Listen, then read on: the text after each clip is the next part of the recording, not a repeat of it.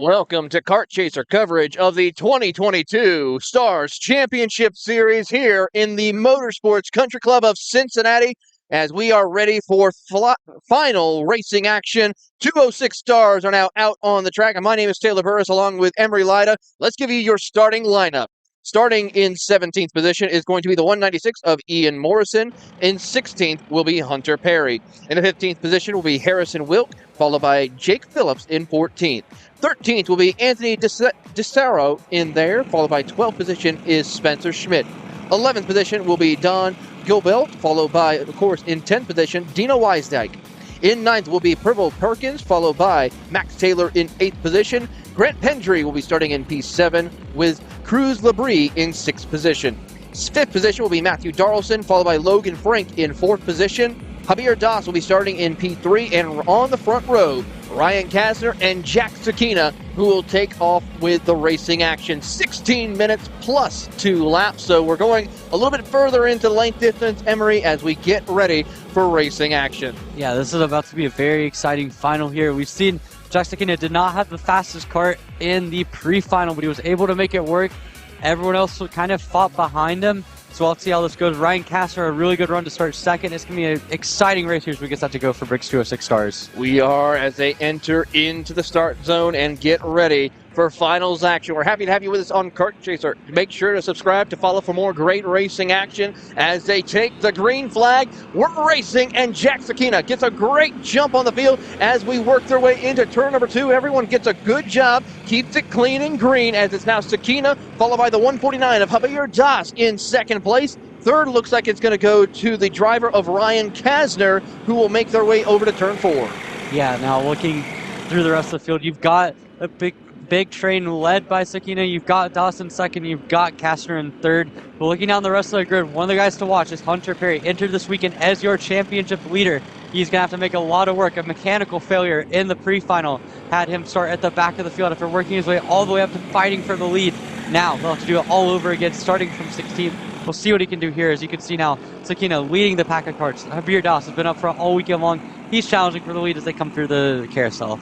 As they work through the carousel, Javier Das makes a great drive. He looks to the inside of Jack Sakina, not going to be able to make it work. They cross over, and now as they come out of the final corner, it is now going to be lap 1 up in the books for these drivers, as Jack Sakina will be your race leader in the first lap as they put their heads down, get themselves ready for a run. Heading into turn number 1, everyone's going to keep it single file, no openings for passing up positions just quite yet, but Javier Das is going to be the one to watch as they come through turn 3. Javier Das doing an outstanding job so far, just being patient against Jack Sakina. Sakina's led a lot of laps this weekend. Really good experience for him. As you can see now, battle for third. That was going to be Matthew Darlson making the move on Ryan Kastner for that position. Kastner holds it around the outside. That's going to give him a good line into the red 171 hairpin, and he keeps third place. Looking through the rest of the grid down the line, you've got already Hunter Perry up into 12th now after made a pass earlier on in this lap. So a good start to the race for him.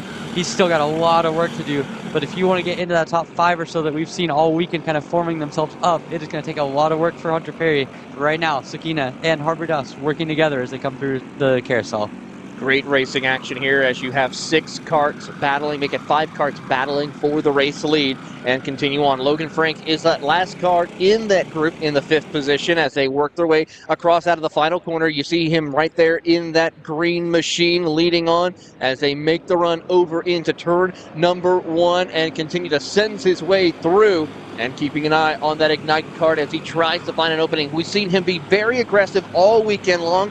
Could this be the factor where he's got to think about taking a step back and realizing it's a longer race for today's action? Yeah, definitely. I mean, if you make an aggressive move in this pack early on, it could separate it. And once you lose a second or so in the draft and you're out of the draft, that's it. Like, this Briggs 206 category is so tightly packed that if you lose the draft, it's such a disadvantage. It's hard to overcome.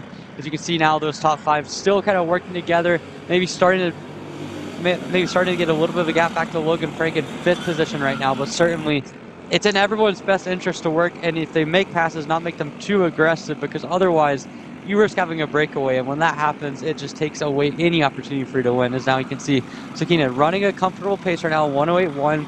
I don't think he's the fastest kart on the track per se, because he's holding a lot of guys up behind him, but certainly he's doing a consistent pace that he can control, and that front group is really just staying in line so far. It certainly is. Watching on as they come across the line currently is just about 12 and a half minutes left to go on the clock as they work their way back over into turn number 2. Everyone just biding their times, not really putting the pressure on anyone here as they hit over the rumble strips, working over into turn number 4. It's the early stages of your 206 Stars finale here at the Motorsports Country Club in a very cool Cincinnati. Of course, the weather out here has changed quite drastically. It was very cold this morning. We're now approaching close to 60 degrees with a little bit of a wind chill, probably putting it just about 50 degrees right now as we have an issue over there by turn number 4. It looks like to be the I believe that's the 196 and the 108 possibly. Yeah, that's going to be the 196 of Ian Morrison, as well as, I'm not sure if that... 117? Yeah, the 117 of Anthony DeCesaro. DeCesaro has had a nightmare weekend. I mean, he has been at the back almost every session now. So we got action into the turn 12 hairpin. You can see there, Darlson tried to make a move. Ryan Kastner, though, sticks it back to the inside. That's not going to work out for him, though. And Matthew Darlson is up into 3rd position. Finally, some action, as now you can see Logan Frank able to work his way into 4th right behind Darlson. And now coming into turn 1, it's 2 by 2. And then Kastner kind of getting dropped in 5th now. So we'll see what Darlson can do if he can keep up with the pace that Sakina and Javier Das are able to do in 1st and 2nd. That now opens the door. You have about a gap of about 0.7 of a second between your drivers of Darlson and Logan Franks, and then you have about a half a second gap between the drivers of none other than Javier Das and the championship competitor of Matthew Darlson as they work out of the red 171 hairpin, make the run over through the little chicane section. Approaching the top of the hill, they will go and make the ascent up over towards the carousel. Great racing between your top 5 as they have separated themselves by just about 2 seconds on Max Taylor in this 160 machine in 6th position. Yeah, I mean, at this point, it's a 5-car race. Taylor's a long way back and doesn't have the pace to match what they're doing. Behind him, Hunter Perry's moved his way up to 9th already, a 107.8 the last time. So they're only a couple tenths off of what the leaders are doing. So it's been a nice start to the race for Hunter Perry, but just not good enough as now they come down the main straight to click off another lap. Jack Sakina, another 5th consecutive lap up at the front of the field. Darlson goes purple from 3rd at 107.4. He's dropping both Kastner and Frank behind him. And Darlson really looks like he's poised to make a run up to the front of the field. He's been able to be one of the fastest 3 or 4 carts all weekend. We haven't seen him lead a lot of laps, but he's been right up there in contention. And now in the main event, he looks like he's the fastest kart right now on track. Of course, one of the things we have to talk about is, of course, the championship for these drivers as we keep an eye on these drivers battling and jockeying for position right now. We've been talking about Darlson all weekend long. Hunter Perry, who is the championship leader going into this event, he is really absolutely struggling. He's still sitting inside the top 10 in 9th, but really has not made any gains working his way up through the front of the field. Yeah, I mean, at this point, we've seen Hunter Perry. He's been able to make some moves. He's running a fast pace, but he's just not going quick enough as we see Javier Das for the lead. And he's got it. Coming into turn 13, makes the move stick, move the Willpower Kart MPG Motorsports driver up to the front of the field. Javier Das in the 206 category leads the field, and it's right back to being a 5-kart breakaway now. As you can see, Darlson's made his way around Sakina for 2nd as well. And now move Javier Das to the lead, Darlson to 2nd. Sakina, for the first time all race, is back in 3rd.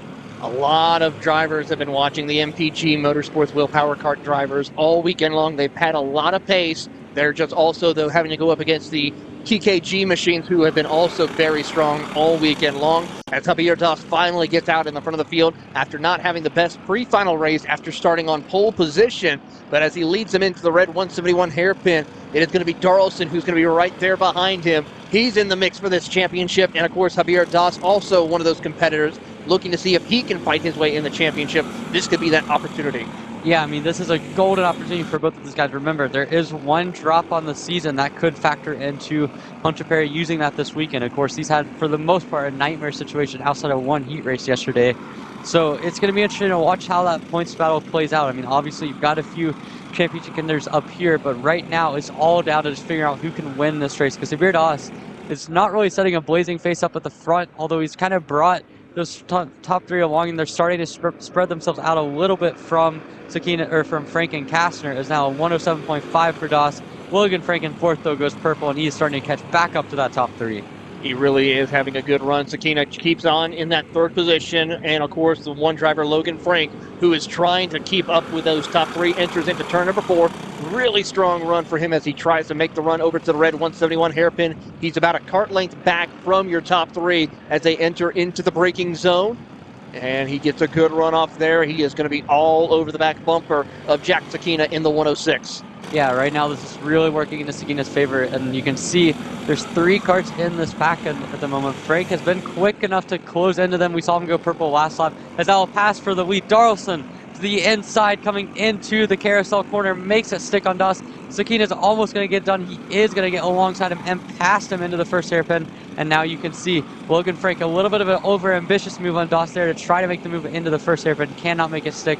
So now they'll have to push Sakina up because now Darlson has about a 2-car length lead up at the front of the field, and he will lead his first lap of this main event. Coming up now to the halfway point here in about another minute. They continue on their way. It's now Darlson, Sakina, Doss, Frank, and Kasner, your top 5, as Hunter Perry is picking up some pace. He's now moved up 1 position in the 8th spot and trying to see what he can do, as he is just behind the Cruz Labrie machine, the 100, as they enter into turn number 4. Yeah, I said Shino, watch the pace that Perry's doing. He just went purple 4/10 quicker than what the leader did last time around. I mean, if he was up at the front all race, he would be right there in contention for the win. But as it is, the mechanical failure in the pre-final, he has to be kicking himself right now to see that go down.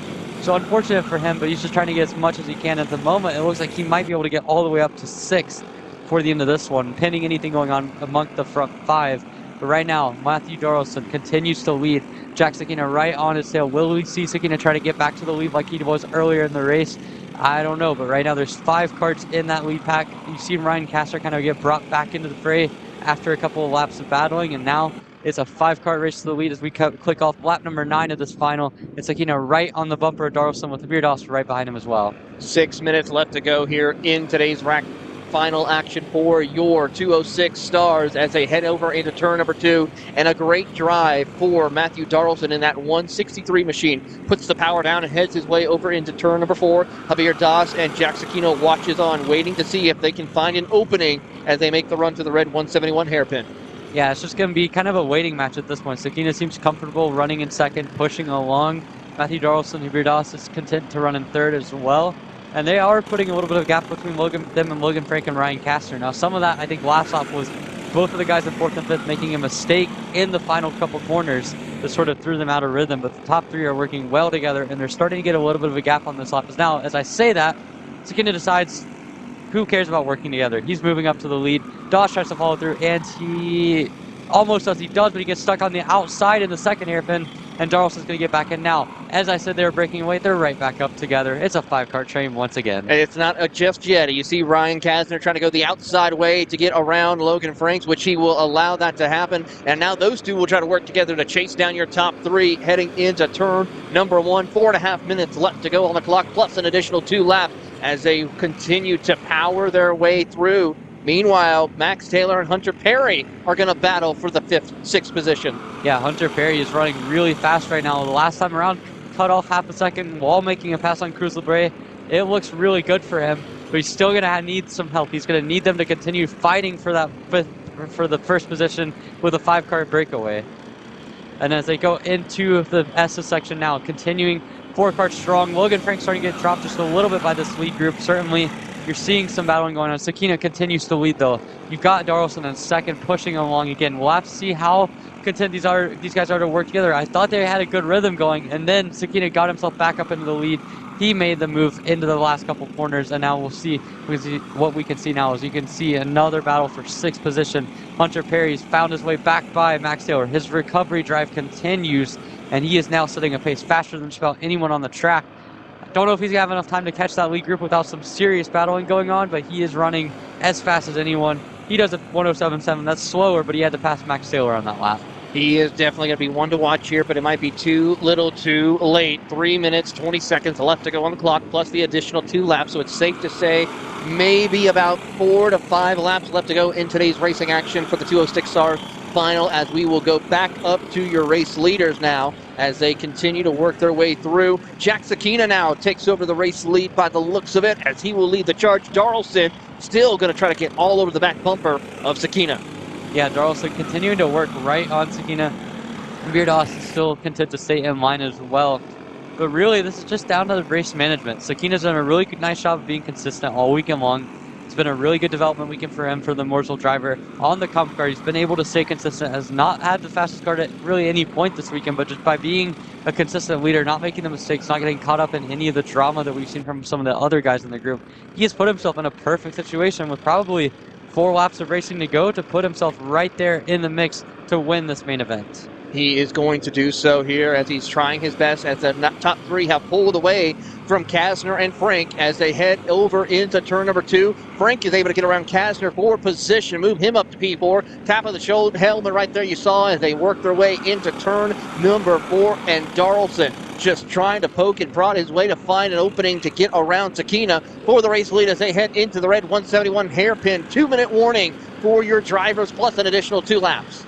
Yeah, at this point, Sakina continues to have a good, strong hold on the lead, and Darlison could try to drop by him at any point, but it's not really in his benefit to make anything too sketchy happen. But really, in the top 5, it seems like the weak link has kind of been Ryan Kasner, because when he gets up in the 4th, it kind of causes the top 3 to break away a little bit, and now you've seen Logan Frank be able to get by Kasner, and we'll have to see what he can do from a pace standpoint, because right now, it's going to take a lot for Frank to catch back up, and it seems like the top 3, last time I said this, they ended up passing each other, but it looks like they're content to work with each other now as they come down, so it seems to be about 3 laps to go. 1:15 here as they come across the line. So yes, 3 laps to go for your race leader, Jack Sakina, as they head down over into turn number 2. Darlison and Javier Das really trying to find openings and opportunities to go and challenge for the race lead as we continue to watch them head down into turn number 4. The rest of the field is already broken up. Kasner and Frank have already separated themselves. Hunter Perry closing in on those 2 competitors as Kasner and Franks are trying to see what they can do, but it might be too little too late as here comes a hard charge of Darlison. He's going to try to see if he can push Sakina away from Javier Das and make it a 2-horse race. Yeah, that last lap, I think Logan Frank had something happen to him on the backside of the track. He lost 2 seconds. Kasner got by him. He almost got caught up by Hunter Perry. Not sure what's going on with that, but certainly a rough way to end the weekend for Logan Frank, who won the first heat race, was up in the front for a good portion of the second one. Now he's going to have to watch this battle unfold from about 4 seconds down the road. As now you can see, Jack Sakina continues to lead. They will be coming to 3 laps to go this time through because they're not going to get to the line in time for the 16 minutes. This is good news for Darlison, maybe not so good news for Jack Sakina or even for Beardos, who gives the front 2 more time to try to push away. But certainly, Sakina just running a comfortable race. His last few laps have all been within about 1/10 of a second. So since he's gotten back in the lead, he's been very consistent. Darlison's been content to run behind him. We'll see how long that stays.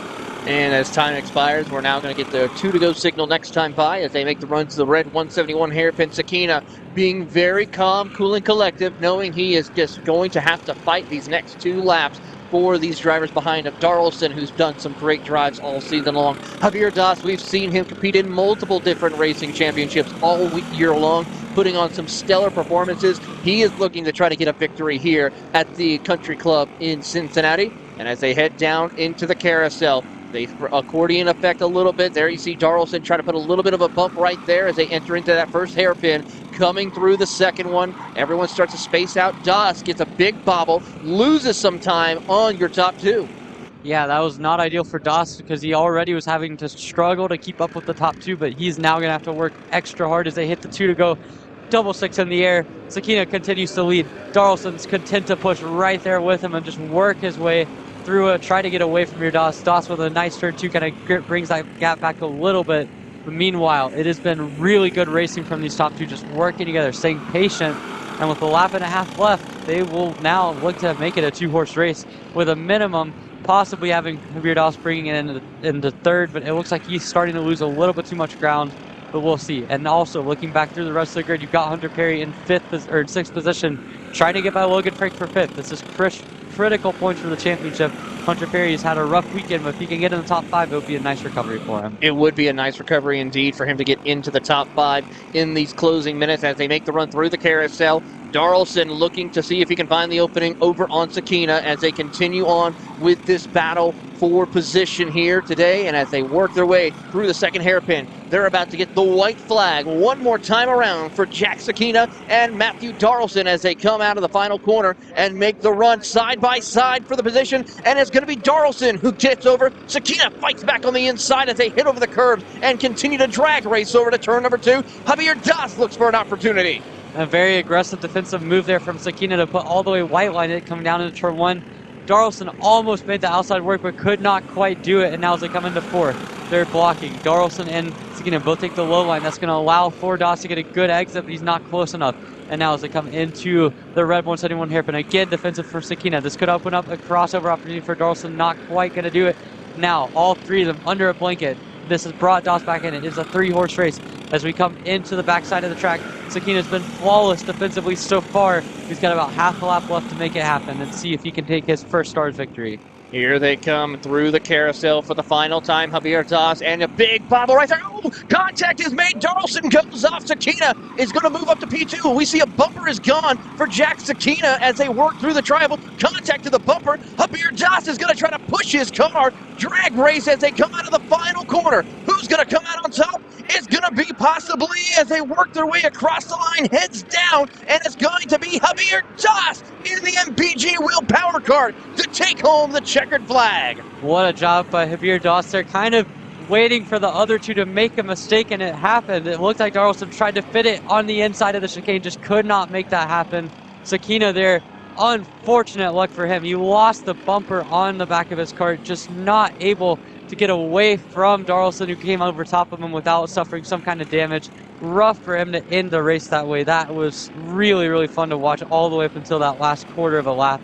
Darlson came up just short at the line, but an excellent win from Javier Das. Sakina in 3rd. Hunter Perry finishes 4th, getting some by Ryan Castro on the last lap. Castro finishes 5th. Logan Frank in 6th. Cruz Lebert in 7th. Max Taylor in 8th. Pendry in 9th. And Deanna Weisstock ends up in the top 10. 11th is going to go to Jake Phillips with Spencer Schmidt in 12th. Harrison Wigg, it will be in 13th. Don Gilbald in the 14th position. Ian Morrison, Anthony DiCesaro in 16th. And Privel Perkins did not take the flag, so he did not start. But if this is the opportunity we get to see for just our 206, what does the rest of the field have to offer? And this is going to be one exciting event. Next up on the track will be your Mini Swift category, which I know these kids, it's different age groups, of course, but of course we could possibly see some great racing action there. Oh yeah, I mean at this point Isaac Malcutt's been dominant all weekend, and he came into the weekend with drops 5 points behind Lucas Palacio in the championship, but over the course of the weekend has gained enough points to where he now enters this final with, I believe, a 30-point advantage on Palacio. I'll check the math after the race, but certainly Palacio's going to need to win and have a little bit of help, and he's lacked the pace all weekend, but certainly this mini swift category has had a lot of fun racing through the field. The Tova brothers have mixed up. We've seen Ashton Woon come into his own as really aggressive moves that he's been able to make, and we've seen guys like Tristan Murphy at times mixed up. So there's really a few guys that if they can put the pace together could be able to match Isaac Malcutt, but it's going to be hard to beat the 172 cart. What was that there? You see Isaac Malcutt right there in that black 172. Let's go ahead and give you your starting lineup for your Mini Swift category. Starting in 16th will be Jordan Polchek, followed by Rick Davis in the 15th position. Charlie Myers will be starting in 14th with Caleb Lantern in the 13th position. Nicholas Lester will be in 12th with Alex Kutcher in the 11th position. 10th is Ryan Mort with Roman McCurdy starting in P9. Jacob Chablis will be in the 8th with Max Whalen in 7th position. Tristan Murphy will be starting in 6th position with Jackson Tovo in 5th spot. Ethan Tovo will be starting in 4th with Ashton Woon in 3rd. And on the front row, they've been the class of the field. It's going to be Lucas Palacio and Isaac Malcutt on the front row. Yeah, at this point, Palacio and Malcutt all season have shared an incredible title battle. One race, it looks like Malcutt has the advantage. That would be at Newcastle. And GoPro, Palacio's home turf, ends up taking the win with a dominant showing. And then in New Jersey, it was really kind of a rough weekend for both of them in the early parts of it. But it ended up being Palacio taking the checkered flag and winning to end up on top of that one. So it's been back and forth and back and forth. Round 4 looks like it's gone to Malcutt, but at the moment there's still a lot that can change. Both of them on the front row. and we're setting up for an exciting conclusion to this championship battle. We're happy to have you with us on Kart Chaser for coverage of the Clash at the Club here for the season finale of the Stars Championship Series. Taylor Burris along with Emery Lida. Of course, Xander Clemens will join us a little bit later on here as we get ready for mini Swift competition here today. It's finals action, 16 minutes plus 2 laps, and we see Malkit just really taking it slow here as they get ready to head to the start box. The future stars of the Stars Championship Series as they continue to make their way into the start zone. Race officials warning them to take it easy, get themselves ready to go as they wait for the lights to go racing here.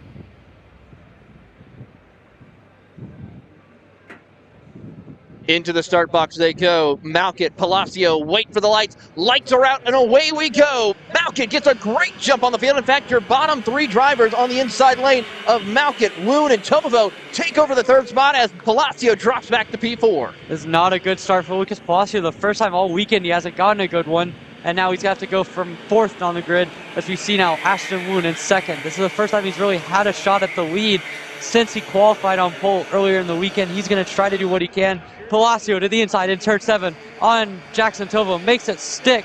Now Ethan Tovo going to try to cross over his brother, can't make it happen. Palacio gets one of his spots back, but now he's going to have to find quite a bit of raw pace to run down Ashton Woon, and as well as Isaac Malka in the 1st and 2nd positions, but a necessary move from Palacio to kind of mitigate the effects of a poor start. Here comes Ashton Woon now in that 2nd place, right behind Isaac Malkit in that black 172 machine. They head into the 1st hairpin, crossover to the 2nd one. Everyone's going to stay single file for the time being, but watch out because here comes Lucas Palacio right there in the mix as they come out of the final corner. Lap 1 in the books. Will reset the field for you as they cross the line. It's Malkit, Woon, Palacio, the Tovo brothers rounding out your top 5 as they head down into 2. Lucas Palacio makes a move for 2nd. This gets him right back to where he started. So a nice start to the race for Lucas Palacio.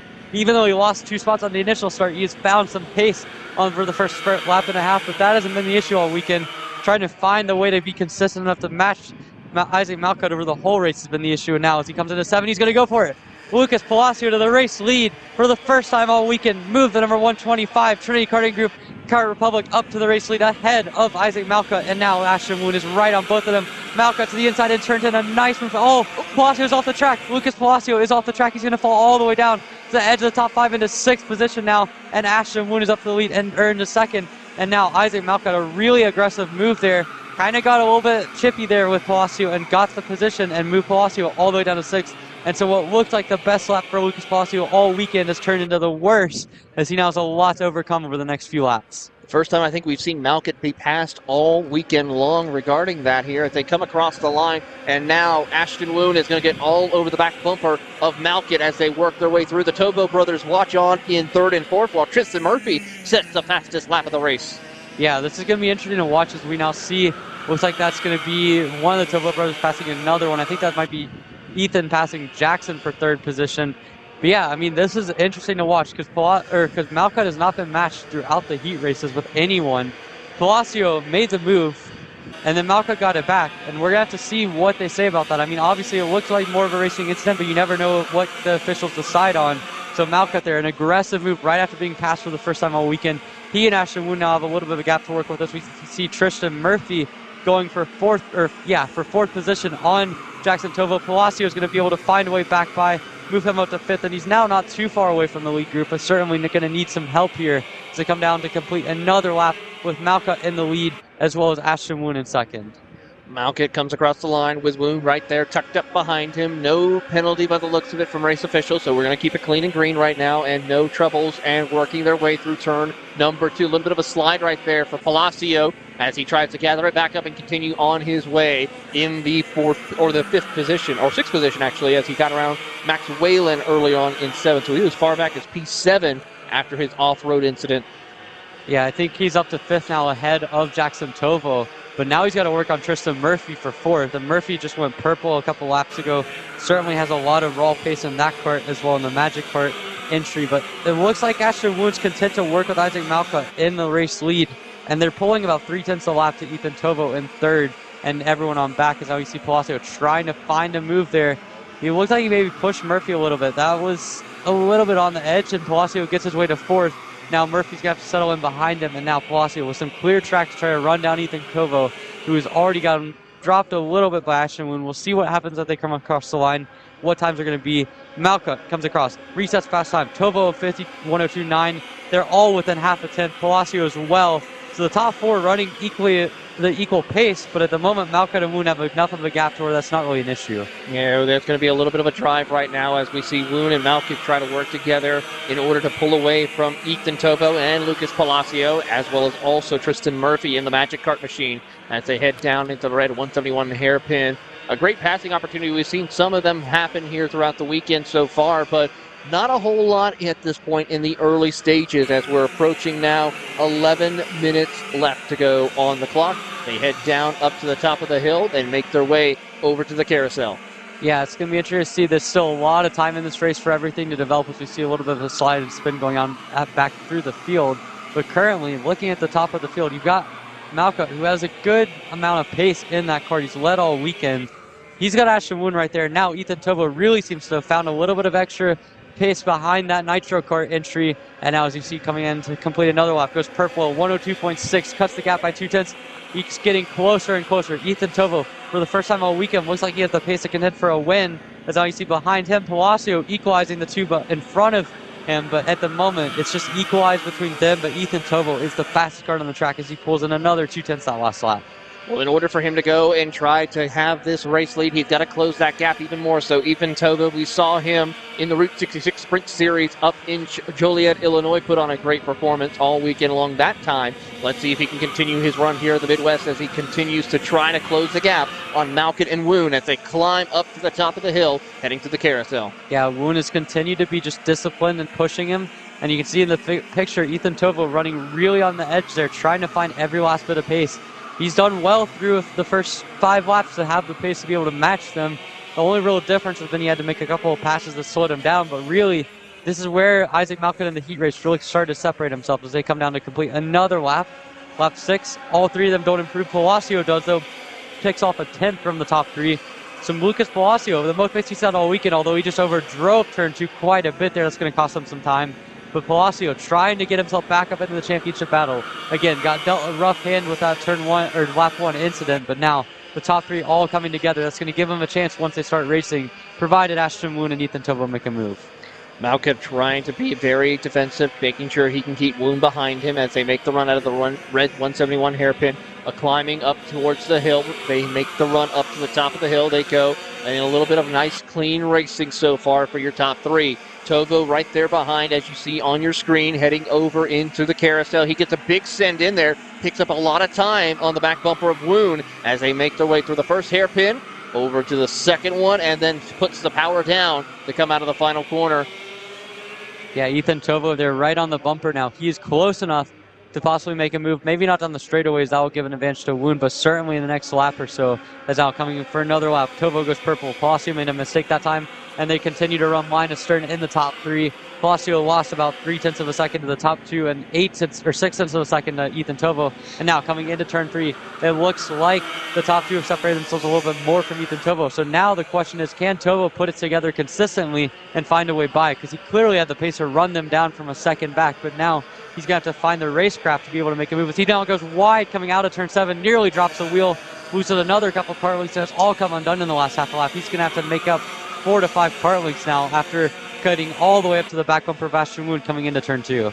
Close call right there as Woon shows the nose a little bit, gets back to the back bumper of Isaac Malkit for your race leader as they head into that first hairpin. No issue, no pressure as we're crossing over into the halfway point of today's racing action, plus the additional 2 laps. As they head out of the final corner across the line, Malkit still holds on to the race lead in that black 172 machine. Woon in the 195 tries to find the opening, can't make it work as Ethan Tovo tries to hold on in third. He's lost about 4 to 5 car lengths on your top 2, but still maintains about a second and a half over Tristan Murphy.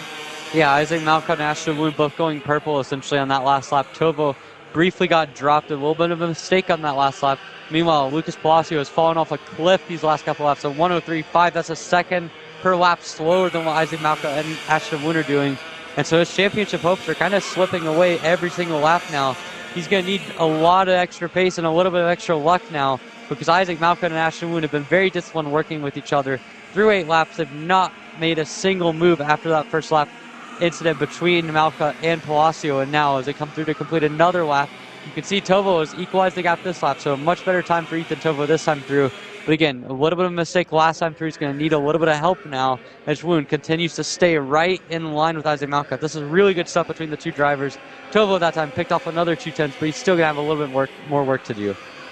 Tovo really having a good run. He just cannot find that extra oomph to get around the Ashton Woon machine. I think if he's able to get around Ashton, he does have a shot to go challenge Isaac Malka for the race win here today in your Mini Swift Finals as they work over to the red 171 hairpin, hits the braking zone, sends it on in. Nice smooth line as they track themselves out of the corner, heading down this short chute to the chicane.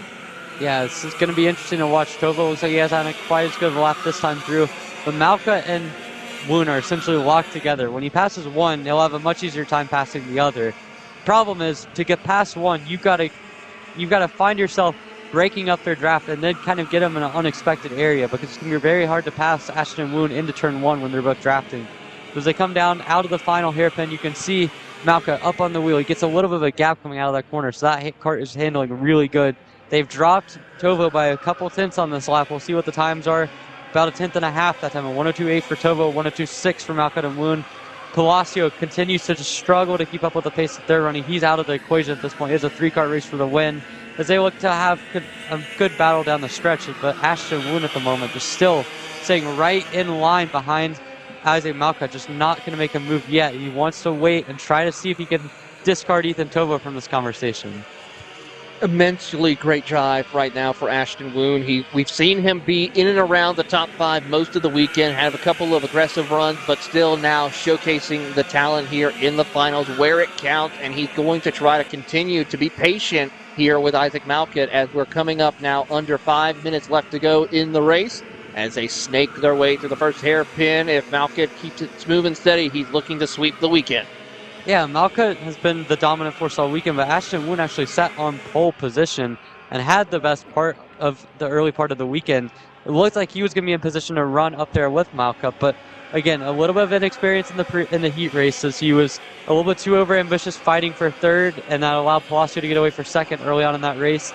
You've seen him be a little bit overambitious at times, but here in this final, he's played it perfectly. He's right on the tail of Isaac Malka. They've worked so well together.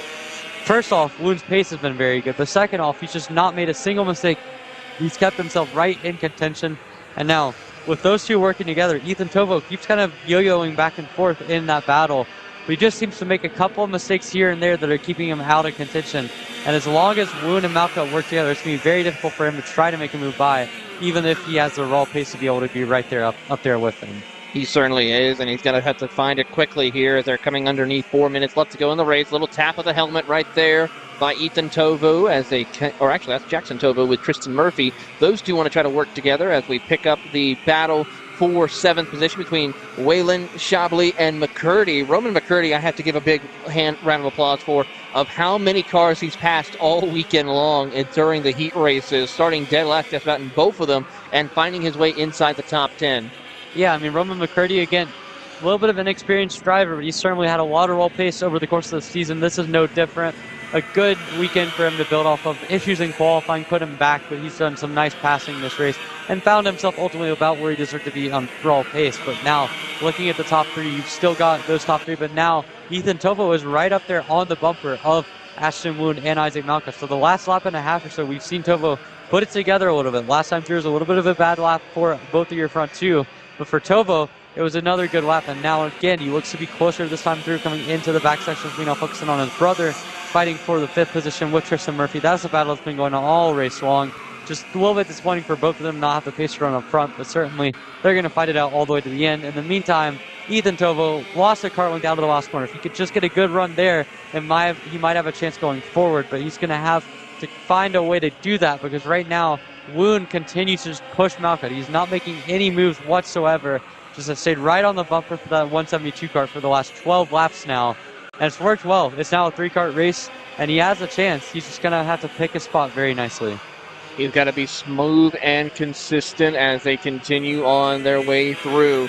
Watching on here as we're picking up the battle for that 5th position between Jackson Tovo, Tristan Murphy, and the Magic Cart Machine, who is now going to try to go side by side with Jackson. He now takes up the spot. He moves up to P5, sending it into the red 171 hairpin, and will move up to P5 with that beautiful drive here, and continues on his way down across, heading into the hill section. Yeah, this has been a very good run for Tristan Murphy and Max Weiland this weekend in general. Weiland in particular, I feel like he's had more pace this weekend than any other race really this season. He's 3rd in the championship, but has struggled a bit, but now against a tougher field has run really well. In the meantime, though, looking down at the top 3, continuing to battle. We see a little bit of lap traffic. They pull off the track, no problem there. And Ethan Tovo is right on the bumper of Ashton Woon coming into turn 1. Those two need to kind of figure out what they want to do individually as now Tovo continues. He's right on the bumper. This is closest he's been all session long as we see Jackson Tovo go for a move for 5th position again. Again, continuing to just switch positions among those 5th through 9th battle. It's really fun to watch them battle, but we're really waiting to see the battle pop up from 1st to 3rd with all of Malka, Woon, and Tovo working together so far flawlessly. And Palacio, we've talked about both battles between him, but Palacio's just kind of on his own island right now. He's running quicker than anyone else behind him, and he's not anywhere near as quick as the top 3. So for Lucas, kind of a disappointing into the season, but he's certainly just going to have to be clicking off the laps, going as consistent as he can and continuing to improve. I think Roman McCurdy picked up a 2-for-1 special right here. He's now right behind the Magic Cart Machine of Tristan Murphy right here. So we'll see if that's the case as they head through the carousel. Coming up now to 20 seconds left to go. So we're looking at least 3 more laps for your race leader as somebody just pulled in. I think that was the lap. Yeah, I think that was the... Yeah, that was the lap cart that they were coming up on. I believe that was going to be Jordan Polchevic that pulled off the track early there. So good for him. But now at the moment, Malka seems to have found a little bit of extra time, and that is because Ethan Tovo has found his way into 2nd position in turn 4. A nice move on Ashton Woon, gets the job done. Move Ethan Tovo for the first time all race into the 2nd position, and now 2.5 laps for him to make a move. Can he get to Malka and for the first time really all weekend dethrone the number 172 machine? An excellent job so far all weekend for Isaac Malka, but now Ethan Tovo, who has had arguably the best raw pace all final long, working by himself to run up with the top 2. Now he's going to have some work to do as we get down to the final 2 and a bit laps. Coming up to the final few sections, heading over into the double hairpins and out of the final corner. We pick up our race leader, Isaac Malkett, who is going to come out of the final corner and lead the charge. 2 laps to go. 2 laps to go for Malkett, Tovo, and Woon as they continue their charge. For Palacio, he is in no man's land. He has to be careful, though, because he may, if he makes one mistake, there's going to be a hornet's nest of cars coming on him very quickly. Yeah, Ethan Tovo, briefly made a look into turn 4 or into turn 2. Did not work out for him. He lost a bit of time to Malka. Not that it really matters at this point. You're just focusing on the run to the last lap because you know at any point Malka can get defensive. But yeah, I mean, this has turned into a really intriguing race. Tovo has had a lot of raw pace underneath his cars. Now, Ashton Woon tries to move into the kink. I don't know what that was about. Really kind of set them both back a little bit. That's going to be difficult to overcome if they're not careful. If he had made that move, it would have been game over for both of them in this race. As it is, they're still going to have to do a lot of work. I'm not sure what that was about with Ashton Woon, but it's kind of taken them out of contention as they're going to have an excellent last lap here with 1 lap to go. Coming to the white flag here, you've got Ethan Tovo trying to run down Isaac Malka with Ashton Woon in tow. He's got about 2.5 kart lengths to make up over the number 172 kart that has done excellent all weekend long. 1 lap for Isaac Malka to wrap up this race and probably wrap up the championship with it. Malkett, of course, looking to make sure he does not continue the trend of the driver who takes the white flag. In the past one course, there's only been 1 race. White flag does not end up taking home the checkered flag, but he is looking to sweep the entire weekend. He wins heat race number 1, heat number 2, and the pre-finals in dominant fashion. But this one he has had to work for as Ethan Tovo tries to pick up the pace a little bit and close the gap on Isaac Malkett. Up through the top of the hill they go. Malkett in that 172 machine gets a great run and pulls out to about 3 kart lengths over Ethan Tovo as they head through the carousel. Tovo sends it in a little bit deep. Can he make it work? Not quite yet. heading into the first of the two hairpins, crosses over as Woon and Jackson Tova will go side by side. Woon will move up to P2, and out of the final corner, it will be the 172 of Isaac Malkett. He'll pick up the checkered flag and win your Mini Swift category. Meanwhile, it's going to be Ashton Woon in second, Ethan Tovo rounding out your top three. Then it's Lucas Palacio in fourth. How about this drag race for the top five? And as they come their way through, it's going to be Roman McCurdy picking up the fifth spot.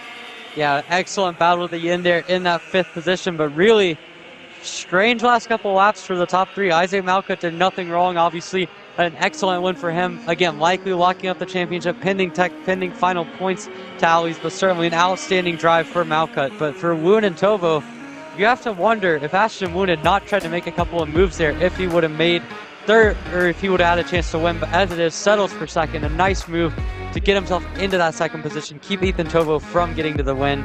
And really a good battle between all three of them, who had excellent pace, pulling away from the rest of the field, including Lucas Palacio, who's all by himself in fourth. But an excellent drive from all of your Mini Swift drivers who put on a show in that final. Rest of the field follows is Jackson Tovo, followed by Tristan Murphy in 7th. Max Whalen in 8th position. 9th is Jacob Shabley with Ryan Mort in 10th. Caleb Lantern in 11th with Alex Kutcher in 12th position. Charlie Myers will not finish the race in 13th. Same with Rick Davis. Jordan Polchek and Nicholas Lester rounds out your 16-car field. And it's now time for our next category to go out on the track. They just received a 2-minute warning. It is your KA 100 Masters out on the circuit. 15 cars. We'll go ahead and give you your starting lineup. Starting in 15th will be Damian Jennings, followed by Andrew Kutcher in the 14th position, Tyler Prestel in 13th. Bob Davis will be starting in 12th, followed by Chris Stevens in 11th. In 10th position is Thomas Gershner, and then it's Patrick Healy in 9th. 8th is Anthony Stifler, followed by Peter Cook in 7th, with Jared Tracy in 6th position. Points leader is Ryan Kasner in 5th, with Gordon Cameron in 4th position, Chris Horan in 3rd, with Christopher Kutcher in 2nd, and Brian Denali will round on the pole position. And as they work their way up through the field and get themselves ready to go, Taylor Burns here along with Emery Lida, and of course our great leader, I have to say, Xander Clements, busy typing away some information for us to talk about some other great racing action later on today. And this is, of course, talking about our KA 100s later on in the race, but now it's time for the Masters to go out on track. Yeah, it's going to be very interesting to watch in the Masters category, obviously, but really the KA Stars is going to be extremely tight. We'll get into that coverage as this race progresses. We're going to have a lot of pre-race interviews lined up in this one. It's going to take a miracle for a couple of these guys to win, but certainly it's going to be interesting to watch as you have Brian Daniele on pole position, Chris Kutcher in second, Chris Horan, Gordon Cameron, Ryan Castor. Really, all five of them have had excellent pace this weekend at various points. All five of them should be in contention.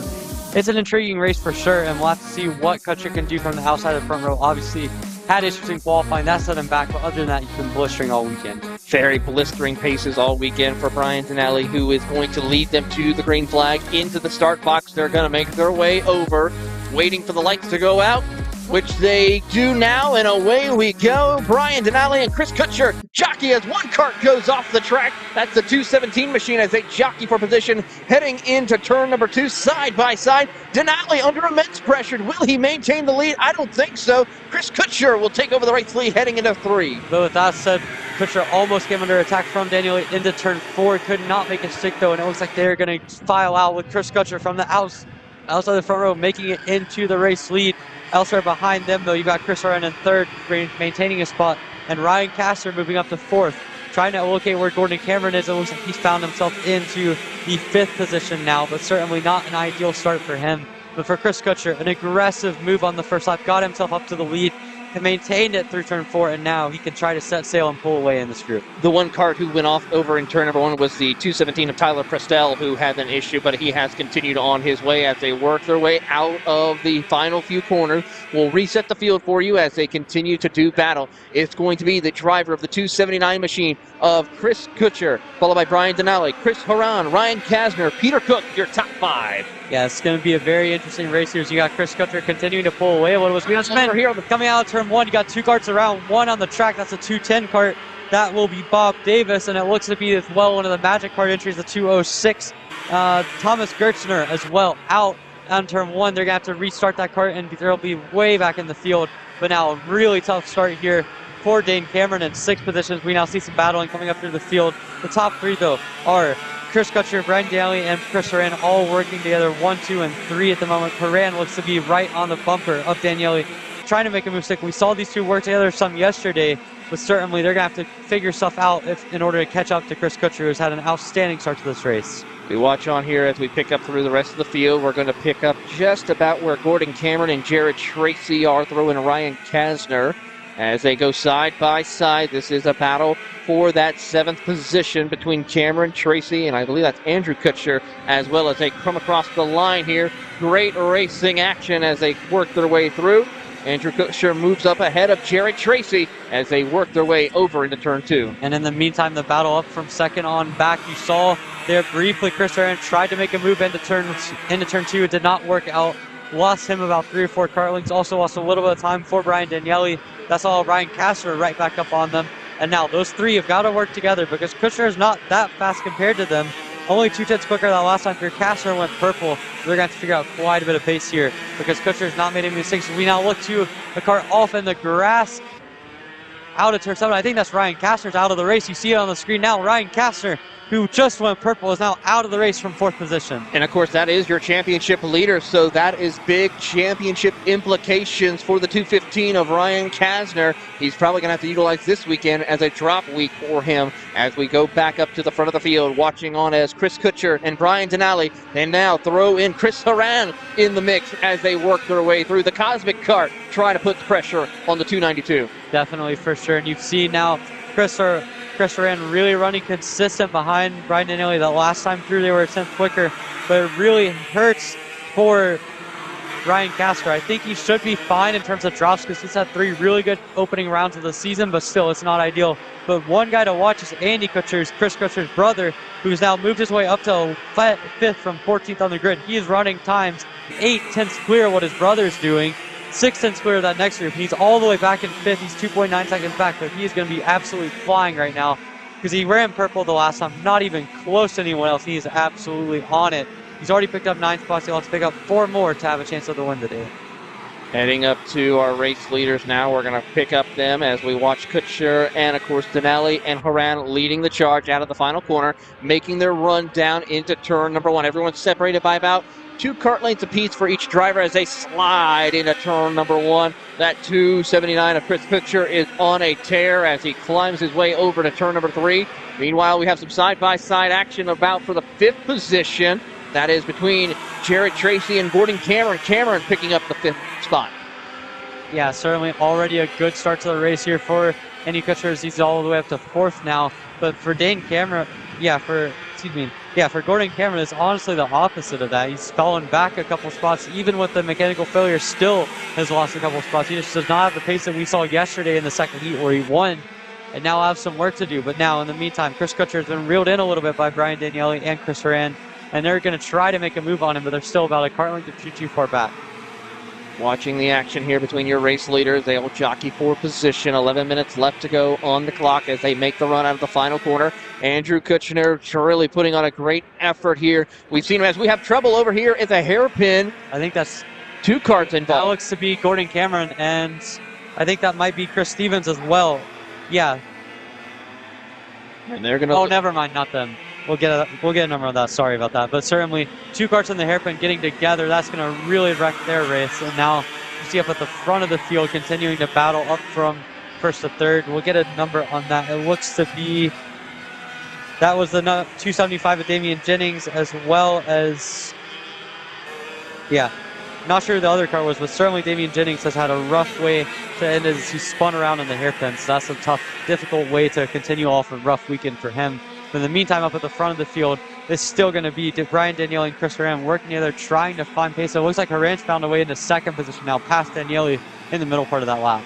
He did, but now he's back up into 3rd position now after we see Denali get back into second. Here they come out of the final corner. Haran tries to see what he can do, if he can close the gap. Not able to make anything work as they make the run. Meanwhile, Andrew Kutchner, he is starting to pick up the pace quite a bit as he goes purple time, a 1 minute .884. He's really setting the bar in these late stages or the early stages of today's action. Yeah, Andy Kutcher really had a good race up in Cincinnati for round 3 of Prout. He's shown that pace yet again today. He's got a lot of pace, had a lot of issues too early in the weekend, but now he's putting it together. He's got 2 seconds to make up to his brother. And if he can do it, he's going to be right there. And you can see now, just looking at him, you can pick him up. There's the gap between 3rd and 4th. Andy Kutcher, 1.4 seconds back. He is absolutely flying right now with a bunch of clean track in front of him. You see the top 3.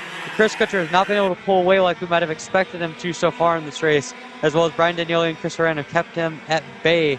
And so right now they're going to need a little bit of help to keep getting closer as they've lost a little bit of time over the last lap or so. But as Andy Kutcher is on the move right now, and he is absolutely flying coming out to complete lap number 7. We'll see what the lap times are and what the gap is this time. Here comes Chris Kutcher up to the top of the start-finish line. He does a 101.236, Daniele a 101.2, Horan a 101.0, and Andy Kutcher a 1 minute .7. Make it 1.1 seconds. He is coming for that race lead. He certainly is. The two brothers, of course, of Chris and Andy, really putting on a great drive here today. Chris getting around Brian Daniele, who's been dominant all weekend long, and of course, the driver of Andy Kutchner really wanting to try to redeem himself after some issues during this weekend. Yeah, definitely. Andy Kutcher's got a lot of raw pace and certainly has the chance to make a lot happen this weekend as we're getting set to get ready for DK Senior Final. And it looks like we're trying to get ready and get Gavin Bailiff on for an interview coming up shortly. And we'll toss it over to Xander Clemens with Gavin Bailiff. All right, Gavin Bailiff down here in the class that you're fighting for a title in now. We just did the calculations during the lunch break here with drops factored in, assuming you and Chase both finish inside the top 12. He's got a 10-point margin on you, which is pretty much heads-up racing at this point. Where's your head at? Oh, man. Mainly just trying to finish in general. Maybe finish ahead of Chase for sure, because I definitely want to clinch this championship up. We'll see how the race goes. Going to fight it as hard as I can, try and do as best as I can. And, what would it mean, right, to get your first national title in a headline class at home? Your girlfriend's here, your family's all here, right? Your family's here most of the time anyway with the team, but how cool would that be? Oh, it would be awesome. I can't thank anyone enough for the season it's been and just staying consistent every race. My drop margin isn't quite as good as Chase's, but it would be great for the whole team, for everyone, for the confidence of the team, and be great for the track, get a home title. Well, you guys have at least kept your noses clean so far. You expect, obviously, this heads-up stuff with Chase to come all the way down to the wire, so we wish you best of luck, Gavin. Put on a good show. Thank you. That's Gavin Bailiff, boys. He's got to get ready, get his head right. He'll be ready for action in KA Stars right after this. Back to you, Taylor. Thank you very much, Xander. We did have an incident during that interview between two drivers, as we're still determining who that may have been. I saw it might have been one of the Cosmic carts involved with that incident, but they have still not removed those two carts over there by turn number 2. We'll get more information as we progress through this race, but as we go, it is still going to be Chris Kutcher, who is your race leader over Brian Daniele. Then third is Gordon Cameron, who moves up to P3, so it might have been... It was Chris Horan and Andy Kutcher got into it in that last lap going through turn 2. So we saw Kutcher come close and just absolutely flying, and it just didn't work out for him. It looked like, not sure exactly what happened, but it looked like Kutcher tried to make a move. Horan closed the door. They came together, and that ends the chance for 2 of your front runners with a chance to have a victory. As we're now getting set again for KA Senior. Looks like we got about 7 more laps left in this one, as we get ready to go for the KA Senior or KA Stars category. Looks like Xander Clemens is caught up with Nikita Panera still on the grid. All right, Nikita Panaris, one of the many drivers on the Trinity Karting Group Brigade here this weekend. You got a lot of laps around this racetrack, no secret, a training ground for you, but how does it feel to be running this good at the end of the season? It feels really good. I've been hoping to be running up here. Just didn't have the luck yesterday. Got caught up in some incidents that were of others' doings, but it's all right. We got up here, so I'm hoping to have a good run here in the final. And again, we expect a lot more of a dogfight. You know your teammate Gavin Bailiff comes in pretty much neck and neck with Chase Jones. I know that's not your fight at all, but how crazy do you expect this main to be? Well, I'm expecting it to be pretty wild. I mean, I'm just going to run my own race, but I'm going to let them settle it out. This will be a crazy one. I'm excited for it. Should be good here, guys. Nikita Panaris on a really good run so far. Good luck and a good starting spot. Good luck here, Nikita. Thank you. All right, back to you, Taylor. Thank you very much, Xander. Nikita, really great driver this weekend. Has put on a great drive. And, of course, it's been nothing but TKG domination in those classes we're going to be seeing later on today as we've seen the sea of green continue on here in Cincinnati as the field works their way through, keeping up with your race leader, Chris Kutcher and Brian Denali, leading the charge once again. Gordon Cameron, Jared Tracy, Chris Stevens moving up into P5. Yeah, good run for him. And I want to kind of look at that KA Senior field where we have a little bit of a lull in the action. I have to say, Nikita Panaris, I expected a little bit more of him coming into this weekend. Obviously, had a really good round in round one of the championship at Newcastle. Nearly got on the podium there. He's developed a lot over the course of the season compared to years past, and certainly has a lot of potential in this race as well, starting from what looks to be 5th position for the final here in KA Stars. It's just now continuing guys making up to the grid, but certainly this is going to be a really tight championship points battle. Chase Jones in the points lead, but I think he's got to start from 4th in this final. So he didn't have the pace in the pre-final, but it's going to be really tight in that KA Senior field. 3 minutes and 40 seconds left to go on the clock for your race leader, Chris Kutcher. He has about a 3 kart length advantage over Brian Denali, make it now down to 2 kart lengths as they work their way over to turn number 3. Gordon Cameron is still being pretty much by himself in 3rd position with Jared Tracy in hot pursuit of him as they work their way through. The field has separated themselves quite very well so far. The closest battles is a battle for the race lead right here as we watch on Kutcher and Denali leading the charge as they head over to the kink. Yeah, it's interesting because Denali kind of lost his running partner, but he's still able to keep up with Chris Kutcher as well. So for Denali, this has not been exactly what I think he wanted to have in this race, but certainly he's been right on the tail of Chris Kutcher. He's given himself a chance with just a few laps to go in this one. The next 2 guys on the road both lost out and got in their own individual crash. So for him personally, this has been a nice race and a nice sort of opportunity now. As they get down to the wire, he has a good chance to win this main event. He looks over the shoulder. Here comes Brian Denali as they head down into turn number 1. Slides his way through as they progress over to turn 2. Denali tries to find an opening, and Kutcher goes a little bit wide, makes his way through, and still maintains that race lead as they work their way over into turn number 4. Really just trying to bide his time now. He just has to make sure he hits his mark. He can keep Denali behind him. Yeah, absolutely. Chris Kutcher's done a phenomenal job this race, just staying consistent. He has not had the fastest kart like we've seen at some points this weekend, but he has had probably the best racecraft and the most consistency, and that can carry you a long way, especially now with the field being so spread out. It's not so much about running in the blistering lap times. It's doing just enough to keep Brian Denali at bay, because at this point it is by far a 2-kart race.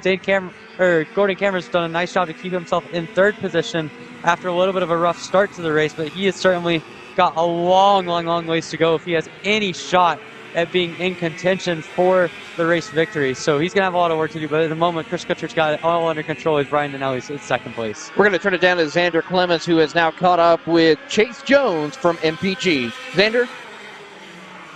Down here with Chase Jones in the closing stages of KA Masters. We did the points, talked to you walking up. 10-point advantage after drops as long as you and Gavin are top 12 or better. Where's your head at, man? I'm pretty focused on the plan I've got in my head here. Whether that plan's out or not, we'll see. But it's going to be a dogfight. Me and Gavin have raced hard all year. We knew coming in this weekend it was going to be neck and neck all weekend. So I think we've done a pretty good job. Still got to be a little bit better. So made some changes, and I think we'll be ready to go for the final.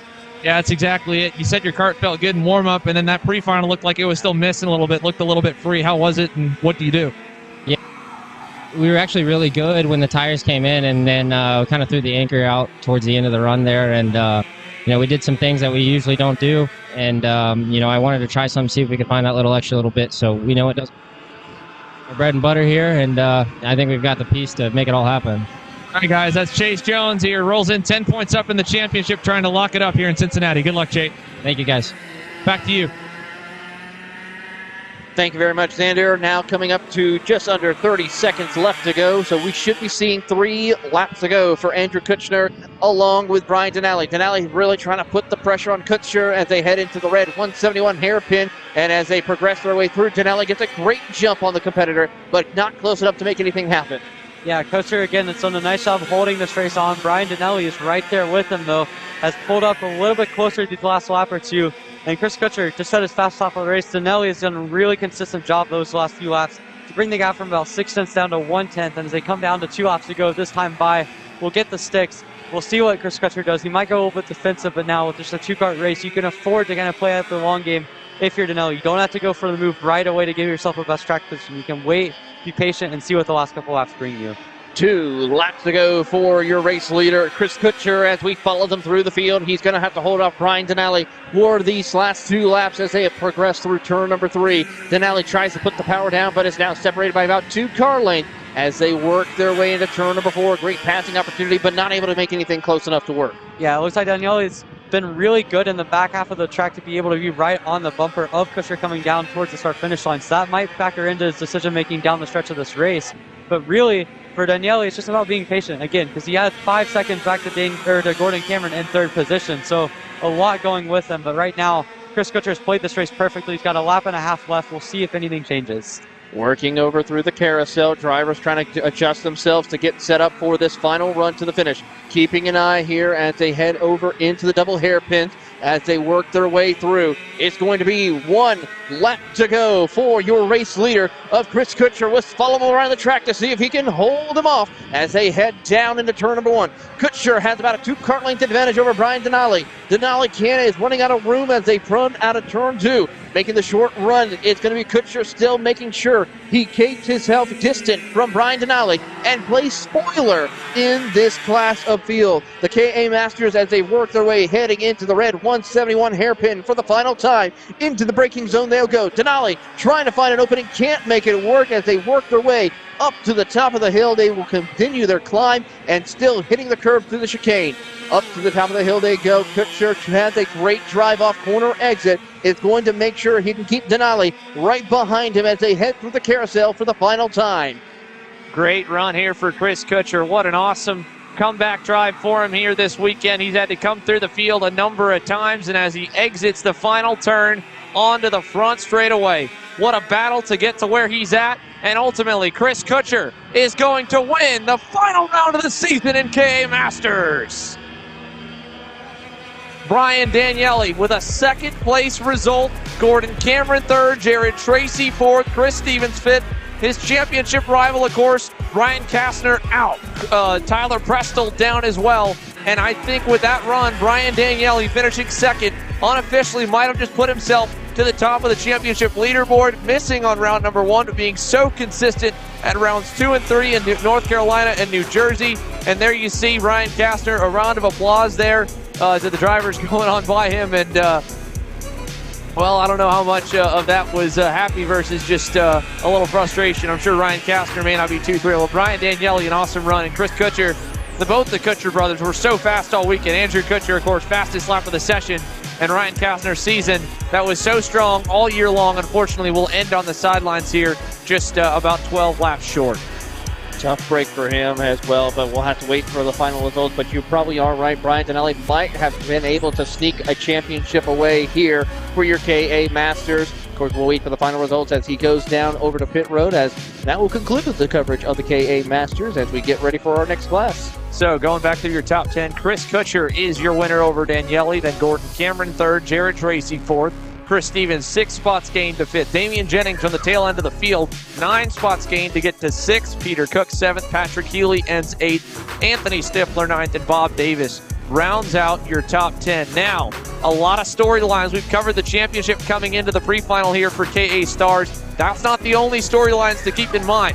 2 major drivers starting from dead last on the grid. James Overbeck, superstar of the pre-final and a lot of this weekend. The standout BJR star had the battery fall off midway through the pre-final. Came in underweight at the scales. He starts all the way at the tail end of the field, outside the top 25. And alongside him, with the drivers standing around, that's the blue and black Team Ferris Racing Kart Republic of Connor Ferris. It's been a weekend to forget for the TFR driver who entered as the championship points leader. Unfortunately, outside of Chase Jones and Gavin Bailiff finishing outside the top 15, his championship hopes are over. An engine change for Ferris puts him to the rear. He said, you know what? We've been fighting with one arm behind our back with a bad motor all weekend. The pre-final looked like it was the worst it's been, as we covered, finishing 18th across the line and 16th after penalties. He'll start from the rear. 2 drivers to watch from: Ferris and, of course, the fastest driver in the pre-final, James Overbeck. Now, let's take you through the starting grid for your main event here in KA Stars. Currently going to be starting in P20 will be the driver of Cruz Labrie, followed by Logan Mueller in the 19th position. 18th will be Kyle Raymond, followed by Lars Wilson in 17th. 16th will be Riley Pegram with Mason Sojourner in 15th position. Anthony DeCesaro will be starting in 14th with Javier Das in 13th position. 12th will be Hunter Perry with Brandon Atkins in 11th. And now for your top 10. Starting in 10th will be Nikolai Dukovo, followed by Henry Wheeler in 9th position. Keegan Bosch will be starting in 8th position with Denny Dzelski there starting in 7th. We'll move up to the final 3 rows of the grid. Garrett Davis will start at the outside of row number 3, the Privateer OTK, alongside Nikita Panaris. We talked to Panaris in the 921 Kart Republic for TKG. Feeling pretty good, his best run so far this year. Row 2, Chase Jones, 10 points up in the championship, rolls to the outside in 4th to his inside. The silent driver this weekend who's been clawing his way to the front, Emerson Reed, his best starting position yet there in 3rd. And your front row, it's a Trinity karting group, Bailiff brother lockout. Finnegan Bailiff in the 949 to the outside, and Gavin Bailiff, who enters the final day, the final session of the season, 10 points down in the championship. It's heads-up racing and him versus Chase Jones. He will roll from the pole after winning the pre-final.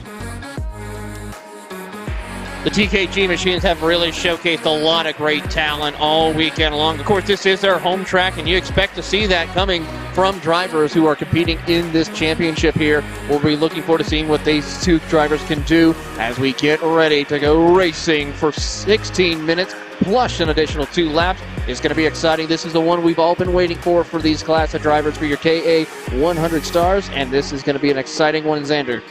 So, KA Stars to conclude the season here at 31 drivers strong. James Overbeck rolls off 30th. Connor Ferris rolls off 31st. We'll keep tabs on them throughout the session as they move forward. Now, the longer session, of course, good news and bad news at the same time for Chase Jones. He's got a lot of time to move forward, but he's got to move forward early enough before he allows Gavin or Finnegan Bailiff to work their way out in front. And normally, as he mentioned earlier today, he's trying to split the brothers up, trying to get between the 2 bailiffs. Well, if he pushes Finn forward and gets him a good start, Finn Bailiff might be able to slot into 2nd. So he's in a weird position starting in 4th. Emerson Reed, he doesn't care at all about the championship. His first and only start of the season, he rolls off 3rd. He's looking for the checkered flag. Here we go. Green flag. Final time this year for KA Stars. On through down to turn number 2. Gavin Bailiff with the lead. Emerson Reed clear for 2nd. And Finnegan Bailiff's going to lose a number of spots as he gets out in the marbles. He'll drop back to 5th. Jones to 4th. And around goes Nikolai Dukov in front of the field. He'll collect a couple as Jones goes into P4 and now to P3 as he gets by Nikita Panaris. So Chase Jones to 3rd. Finnegan Bailiff back to 5th. Gavin Bailiff leads as they run. Gavin Bailiff would end with a 15-point advantage over Chase Jones and snagging the title. So Jones knows with Gavin out front, it's a 20-point gap from 1st to 2nd. Then it goes down in increments of 10 and 5. So 200 to 180 points. He's got to get to the lead, but he's got to be smart. He can't give up too much time. He knows how fast Gavin and Finnegan Bailiff have been here on home turf. He's just got to find a little more pace. 1 lap to be completed this time by Emerson Reed. Great run down the front straightaway. He'll pull a couple lengths away from Jones as Panaris pulls up to Jones as well with help from Finn Bailiff. The top 5 into turn number 2.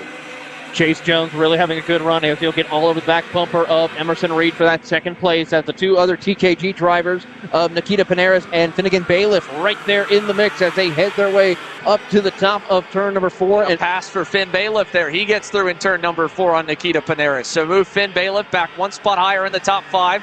Started off pole, gets a spot back.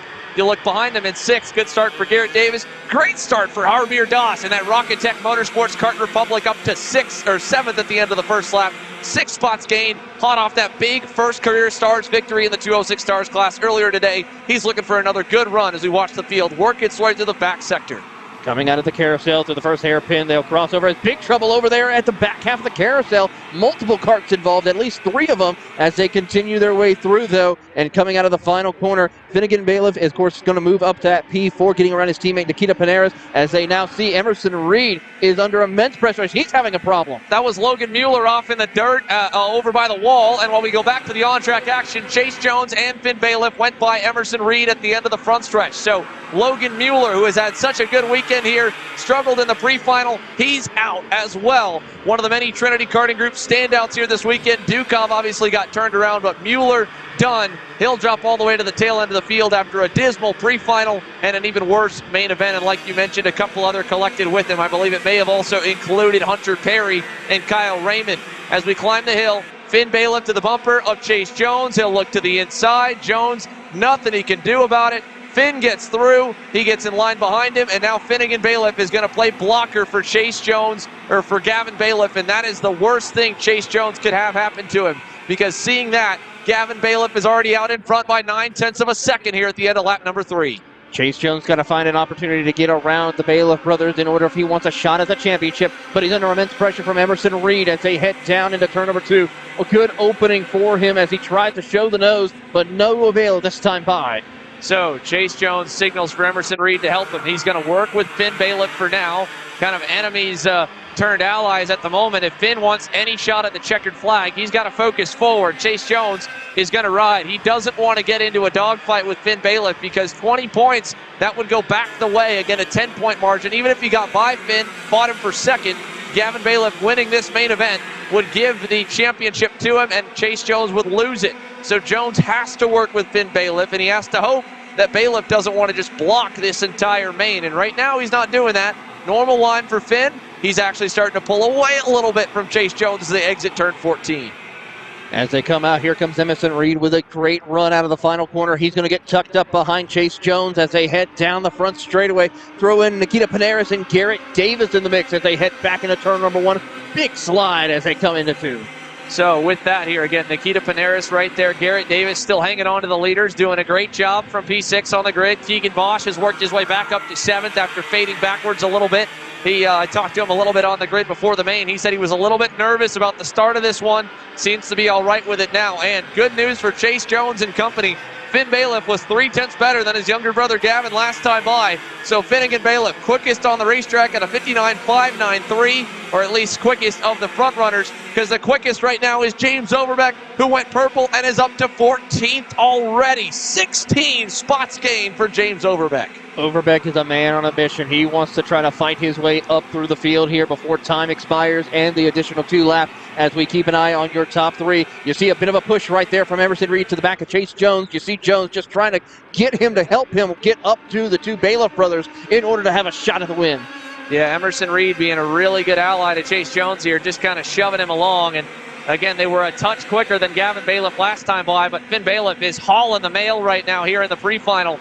As long as Emerson Reed rides with Chase Jones here, they're in a good position to maybe capitalize on the brothers battling, but they're losing touch with Finn. He is already checking out from that group and hunting down younger brother Gavin Bailiff as they exit the red 171 hairpin. Another update on where James Overbeck's up to. Well, he got past that time because Connor Ferris went purple at a 59.34. So Ferris on the new motor, 17 spots gained from 31st up to 14th, dead last on the grid. He's halfway up.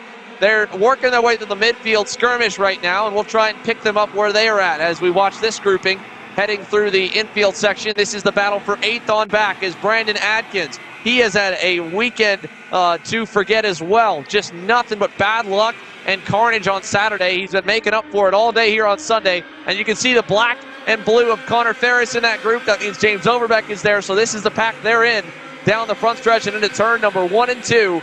Brandon Adkins into the top 10, 3 spots gained from 11th. He's up to 8th and has Keegan Bosch next in line to try and hunt down as Connor Ferris has gotten now to 13th, Overbeck to 14th. The 2 competitors of Overbeck and Ferris are trying to climb their way up through the field. You see them right there, just a little bit further back from the lead of this pack of cars as they come out of the red 171 hairpin. Great drive and recovery for them. That new engine coming into big play for Ferris. Now back up front towards the top of the field. Looks like Emerson Reed has gone into 3rd. He's gone by Chase Jones. So move Emerson Reed up a spot. Again, he was being nice, working with him, trying to give him the opportunity to run down Finnegan Bailiff. However, Jones just not really getting that exit onto the front stretch that he needs, and Emerson Reed had to go if he wanted a shot to run down the two brothers out front. So for E-Train fans, Emerson Reed aboard the Merlin up to third, lap time by a couple hundredths better than Gavin Bailiff. Finn Bailiff started to stabilize a little bit, little mistake maybe on Finn's part. And Emerson here, he's just outside the tow distance back to Finnegan Bailiff. If he really gets rolling here, he could hunt him down, but he's got to hope that they don't start pushing away from him. He's got to get into the drafting window before those two hook up and push away from the entire field. Keeping an eye on this there, you see Chase Jones just giving a little bit of a nudge, trying to see what he can do if he wants to go and challenge for that position, but he's got no help whatsoever right now. Nikita Panaris not really giving him a push as we see a little bit of a tap of the helmet from Panaris, looking back behind him to Garrett Davis as they try to work with Chase Jones. Emerson Reed trying to separate himself from the rest of these field of drivers to go chase down the two Bailiff brothers. Yeah, Chase Jones again. He said earlier they tried something to find a little more, found a little bit less instead. They went back to what they knew was good for him. Let's see what the lap times look like across the line. The Bailiff brothers hit their personal best. They'll add 0.3 to the margin back to Emerson Reed. So Gavin Bailiff at 59.5. James Overbeck and Connor Ferris now cracking the top 10. They're still 5 seconds back from the leaders, but they're making up some ground. So Emerson Reed third, Jones fourth, Panaris fifth. There's Davis. There is Keegan Bosch. And here are the two heroes from the back. James Overbeck and Connor Ferris working together through the grid, up now into the edge of the top 10 as they exit the red 171 hairpin. They're now up to the rear bumper of Danny Dzelski, the Trinity Karting Group Kart Republic, running 9th. Brandon Adkins just ahead of him in 8th. Keegan Bosch about a second and a half up the road. Look at Ferris, got a little bit out of shape there through the S's. He's just trying to make up some ground here. His drop round is already going to matter more, even if he won, as Overbeck gets in a little too hot, gets into Dzelski. Move Ferris up another spot in the top 10. Overbeck remains in 11th. Great drive right there for Overbeck as he now sets the power down and tries to see what he can do as they come out of the final corner, drumming across the start-finish line here, and now tries to set the power down. Overbeck goes purple once again and continues on his way through as a great drive as they head back over into turn number 2. So James Overbeck finally making up for that mistake in the back sector, back to the rear bumper of Dzelski. He will not be close enough to remove in turn number 4. However, he might be able to do something into the red 171 corners. We got problems on the front straightaway. Oh man, one of the drivers, is that maybe a Croc Promotion suit that has tagged the outside wall here at the end of turn number 1, and I don't know who we've lost here, but we'll identify it. It was about midway through the field, so bad news for another one of our contenders in the mid-pack that's not as tightly packed as it was in that pre-final. Overbeck, I think, is close enough here. Might be able to do something on Dzelski in turn 12, turn 13, deep on the brakes. He's through. James Overbeck into the top 10. Ferris just up the road there in 9th, working on Brandon Atkins. I think he'll have a good run on him down the front stretch. Here they come. Connor Ferris, bumper, looking inside. P8, Atkins going to wave him on by. Ferris gives a little thank you wave to him as well. And Connor Ferris now is up 23 positions as we go back to the lead. Ferris really putting on a tear as we go up to the leaders. We see the Bailiff brothers now. They're going to try to do a little bit of battle, have a little fun out here at their home track as they head down to the red 171 hairpin. It's still Gavin Bailiff Finnegan trying to find the opening he needs to in order to go and challenge for the race lead. And meanwhile, Emerson Reed has now fallen back behind Chase Jones, so move Jones back up to P3 as those 4 carts try to chunt down the 2 Bailiff brothers. Connor Ferris, I don't know, maybe that wasn't a thank you wave there as we saw him go back behind Brandon Atkins for that angle for a moment. And now with Chase Jones back into 3rd, Emerson Reed going to fight back on him in the hairpin section. He doesn't want to go any further back, and Jones right now is just, again, watching his championship hopes drive off into the distance. They're 2 seconds back from Gavin and Finnegan Bailiff as they head down the front straightaway. And here we are across the line, 11 laps complete. Emerson Reed back to 3rd, Jones back to 4th. Does he fight him? Turn 2, he does not. Panaris still riding there in the 5th spot. Davis in 6th. And on the way is Keegan Bosch, who's been putting down some heaters. Last time by, he was only beaten by the 2 race leaders. So Keegan Bosch in 7th is about to make it 5, battling for that final podium spot currently held by the Merlin of Emerson Reed. Keegan Bosch really just trying to find an opening in order. And I think once he can try to get past that and pop the cork on this battle ahead of Garrett Davis, he could go and challenge, of course, Nikita Paneras and Chase Jones. Maybe try to go for the podium position, but it's going to be a little bit too late as he's starting to fall back just a little bit as they head through the carousel. Meanwhile, Chase Jones now finds an opening around Emerson Reed. He will complete the pass in that willpower cart for third. Emerson tries to respond, but to no avail this time. So Emerson Reed giving that spot back up to Chase Jones. The battling again continues to open the gap up to the lead. Meanwhile, Gavin Bailiff has surrendered the top spot to Finnegan Bailiff just up the road. So there's first, third, and fourth, and here it is.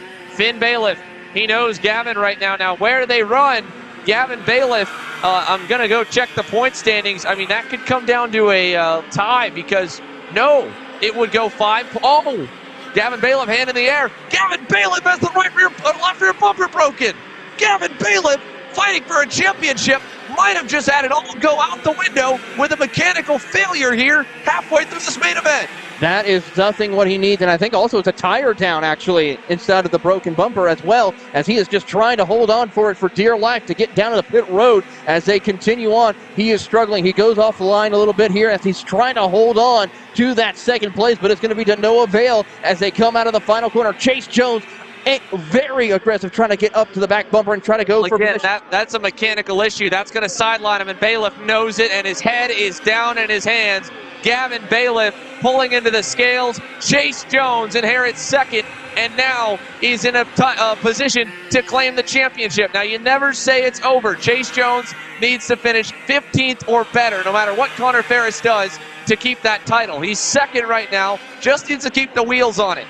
Better finish obviously helps him overall, and the worry of any penalties, but Gavin Bailiff, a broken left rear bumper bolt. It makes the cart slide sideways when it starts dragging, because that's what gives you the idea of looking like a left rear flat. But the broken bumper bolt for Gavin Bailiff has just ended his championship hopes here on home turf. What a heartbreak here for Gavin Bailiff, who was doing such a good job, was leading, was just about to run 1-2 with his brother Finnegan. And it was about to get interesting as we see Keegan Bosch going by with Finnegan. If he would have won and Chase Jones would have finished third, Gavin second, Chase Jones would have won the title by 5 points. It's 180 to 175 from P2 to P3. But now, Chase Jones in the driver's seat here.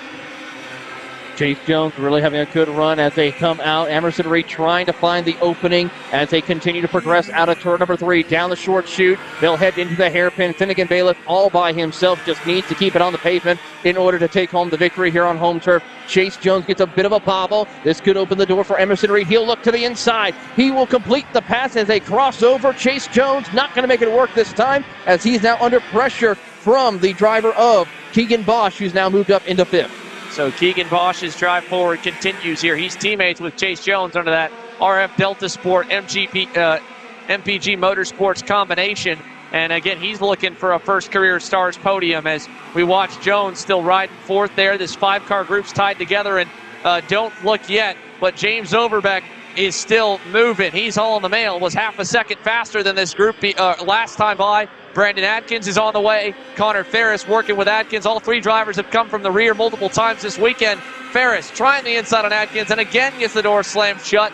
That is for 8 still. Adkins hanging on, but all 3 of them gaining time on Chase Jones, Emerson Reed, and company. So the final 2 podium spots now up for grabs as Finnegan Bailiff, a little bit of solace here, a consolation prize, if you will, for the TKG Bailiff family, as his brother will lose the title, but Finnegan Bailiff in a prime position to close out the season with a win.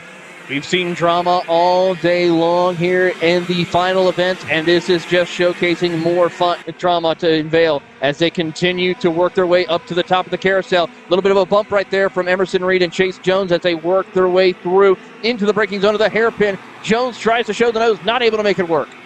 So this is, at this point here, if you're Chase Jones, you're probably going to ride for a little bit longer, but you don't have a whole lot much longer to ride, as we're going to get 3 laps to go this time by. He's just trying to keep everyone else behind him, and now he's going to go to second. Emerson Reed back to third. Here comes Keegan Bosch looking for a podium position, and he'll get by there for P3. How about that? And throwing Nikita Paneras. He wants to get in this action as they head down. They'll all look back to see where they all are placed. Emerson Reed to the inside. He'll try to complete the pass. Bosch trying to hang tough on the outside. He will. Reed now on the outside into the red 171 corner. Nearly gets dropped off in the dirt as Bosch is just happy to be fighting for a podium. He'll get in front of Reed, give a little gap to Chase Jones, and let's see if he's going to block in the back section. That'll be the question if they're still going to have a shot at second, is if Chase Jones can get away. If Bosch starts to low line, Reed now looking back on Keegan Bosch. Bosch closes the door. They both go on. Here comes Panaris. Inside on Keegan Bosch as well, and Bosch is going to fight the nose down the inside, and Reed will cross over both. Chase Jones loving it. Keegan Bosch fighting hard for third is going to give up the right to fight for second as they go 2x2 down the front straightaway. 2 laps to go on top of that as well as they slide their way through. Big send right there. One car off the Garrett Davis pounded the outside wall. Tank slapped it there, trying to push on through, and he just slapped the right side off the backside of the plastic barriers. Here comes James Overbeck into the mix with Connor Ferris. They get by Panaris into the top 5 for James Overbeck. Overbeck from the dead last now as he gets a little bit of a bobble right there as he gets moved up the racetrack as they come out of the red 171 hairpin. He gets a good line of the draft as they'll go side by side through the kink. So now Emerson Reed safe in third. James Overbeck, what a story it would be if he could get to the podium here for starting back outside the top 25 on the final row in 30th. Connor Ferris as well. This is also a consolation prize, just like we mentioned for Finnegan Bailiff, because he knows had he maybe gone to this motor earlier in the weekend, he might have been able to make up the lost points and get himself in contention as he fends off Keegan Bosch once again, who's now fighting for dear life to stay inside the top 5 as the white flag waves here down the front stretch. One more time around for driver Finnegan Bailiff as he continues on his way. But we got to look at this battle for about the 5th position, make it 6th spot, as we see Garrett Davis making his way back up to the field. So Keegan Bosch gets by on Connor Ferris, closes the door there. Brandon Atkins on the inside of Garrett Davis has to back out as Davis sends it deep on the outside lane. And that'll settle the battle for a little bit. Keegan Bosch is going to get away. Ferris hanging on up the road. James Overbeck, 26 spots gained to 4th. What an awesome drive for him. You go forward up the grid here on the final lap. Chase Jones looking to be in a great spot to clinch a championship. What an awesome performance for Chase Jones. He's been able to hang on. He's just got 2 more corners to go as Emerson Reed is challenging there for second. Now going to go to the inside and he gets by. Doesn't matter. Finnegan Bailiff will win the season finale here at home, and he will take it as Chase Jones across the line side by side is a Stars champion, and he does it in style by edging Emerson Reed by 5 thousandths of a second with a slingshot move coming down the front straightaway. Finnegan Bailiff, your winner by 4.3 seconds. Chase Jones is your Stars Championship Series KA Stars champion. Emerson Reed third. James Overbeck, 26 spots picked up to finish in 4th inside the top 5. Panaris 5th. Connor Ferris ends in 6th. Keegan Bosch 7th. Garrett Davis 8th. Brandon Atkins 9th. And Danny Dzelski rounds out the top 10. A disappointing weekend for Connor Ferris ends with a bittersweet finish in 6th, knowing he had pace to run up front all weekend long had he just had a different power plan on. Suffering through those heats in the pre-finals, that's where he gave up the points to lose that championship points lead. And Chase Jones, what a performance here this weekend, and a little bit of luck as unfortunately Gavin Bailiff, a broken left rear bumper in the early stages of this main event, takes him from winning the championship or being in contention for it to a DNF and falling probably down to 3rd or 4th in the final standings. It's a tough break indeed, but that's why we run these races, because anything is possible, and we just saw it witnessed here today with your KA Stars, as, of course, Chase Jones, definitely one of the strongest competitors, but, of course, Bailiff was the one to beat all weekend long with how chaotic this race weekend was. Well, we're going to try and get a word with our KA Stars drivers here post-race to chat with them and catch up on everything that has just transpired. Chase Jones, your unofficial champion. Finnegan Bailiff, your unofficial main event winner here from Cincinnati. We'll take a commercial break. When we come back, the young guns, the Micros, are ready to get after it. Marco Sammet locked up the title. He's absent here from the final round. The battle is for second between that kid right there, Kai Mars, the number 23, along with Cameron Marcia and Holden Harder. All 3 of them have been up front all weekend. They're going to start that way with Cameron Marcia on the point when we come back.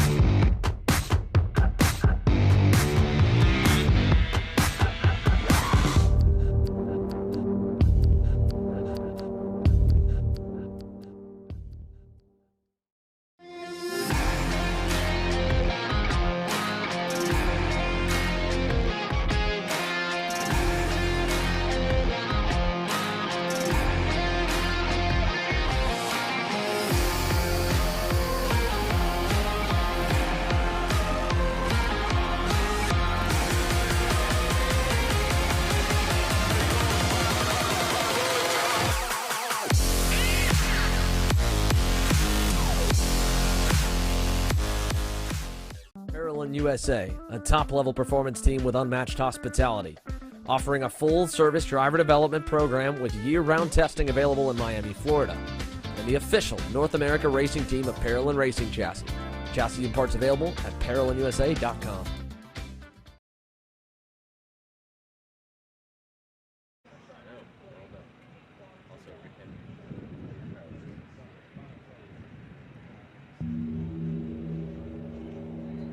Oh, welcome back here to the Motorsports Country Club of Cincinnati. Taylor Burris and Emery Lida are rounding up as many as they can here to do some interviews post-race for KA Stars.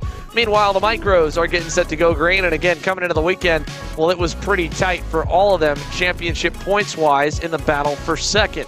Cameron Marcia, Holden Harder, and Kai Mars at one point were separated by less than about 20 points heading into Sunday. I think with the way that the pre-final shook out, Mars down in the fifth spot and Marcia and Harder first and second, well, they sit a little bit better. Let's take it to the rest of your starting lineup here for your Micros. Again, the youngest division on the Stars Championship Series structure. It kicks off with Marcia and Harder on your front row. Row number 2, it'll be Caleb Tracy in the Race Factory number 55 on the RF Delta Sport entry. He starts to the inside of Enzo De Janeiro in the number 99. You go back to row number 3. Well, it's the number 23 of Kai Mars, as we mentioned, aboard that Trinity Karting Group Kart Republic.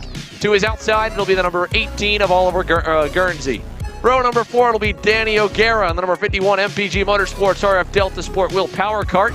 To his outside, it'll be the number 21 of Ben Gloverman. Gage Harden in the Harden Motorsports Group TB Kart will start to the inside of row number 5 alongside Asher Ferris, the privateer in the number 29. Outside your top 10, it'll be Grayson Walcott in the number 44 OTK machine. And then to his outside, it'll be Jake Manalio, the podium finisher from New Jersey, back here this weekend as well. He rolls off to complete row number 6. Row 7, Griffin Vukic in the number 04 starts alongside Graham Delk. And to round off your field, Homer Heyman in the number 34 and Caleb Smith in the number 11. That will round off the 16-car grid for the Micros. What a finale here once again in KA Stars. They're working their way through post-race scaling and inspection. We will be sending all the drivers that we can to chat with about that one. James Overbeck and Connor Ferris, heroic drives through the field to finish 4th and 6th across the line. Finnegan Bailiff, your unofficial winner. Chase Jones, your provisional champion with the way the points have fallen. Of course, a heartbreak for Gavin Bailiff there with the left rear bumper bolt breaking, and then you go back on onward. Emerson Reed, what a solid performance here. He leads the MCC Pro-Am Karting Championship Club Series as well, so some extra laps near his home racetrack for Emerson Reed and that Franklin Motorsports Merlin this weekend. No Franklin team. He's been working with his dad out of the back of a pickup truck. So awesome stuff for the pickup truck gang to be able to get some hardware with a 3rd place result. Nearly second, just 0.005 of a second shy. As the engines come to life here for the Micros, and the young stars are just about ready to hit the racetrack here for their main event. The same as everybody else, 16 minutes plus 2 laps for the youngest drivers on the Stars Championship Series structure. And Cameron Marcia, who has been solid all week, and him and Holden Harder in qualifying work together, and they put nearly 7/10 on the grid, so you can expect, obviously, some more speed out of them. Can anyone else get there? Can Kai Mars make the Trinity Karting Group get themselves at least another podium result in a championship and potentially a race win? It'd be his 2nd on the season if the number 23 could get rolling. All in all, though, what a solid day to close out the Stars Championship Series season. No rain, no clouds in sight, just a beautiful day of action, and we cannot wait to bring you more of it. The Micros are next up. Of course, after Micro, we go into the KZ Masters division, then KA Junior, and then your Pro Stars round off your 2022 Stars Championship Series season.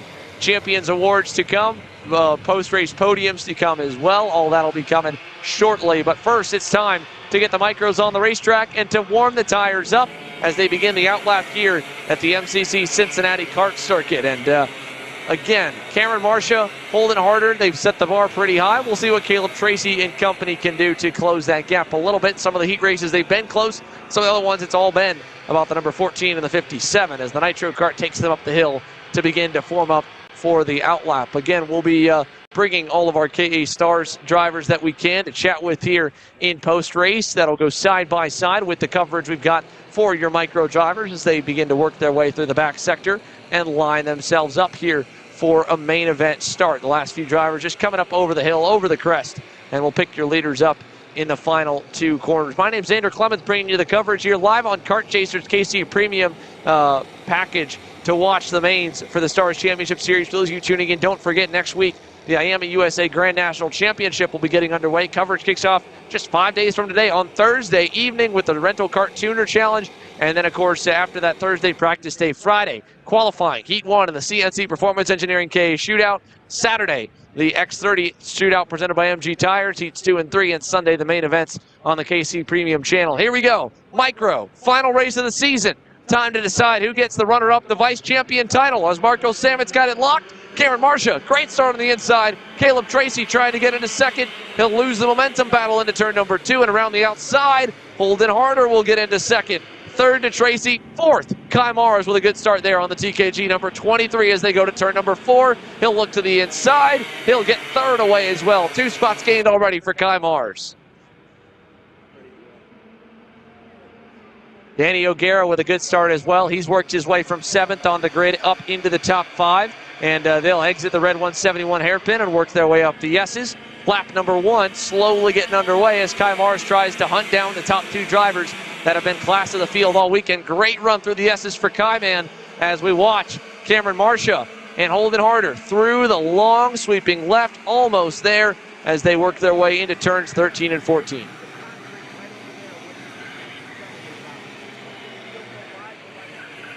All right, let's send it on down trackside here. We'll go side by side as the leaders going to put 1 lap in the books. Cameron Marcia takes them across the line. Let's send it down trackside. Emery Elias caught up with Connor Ferris, who led the points coming into this weekend. And again, a bittersweet ending to get into the top 10 with a 6th place result. Emery?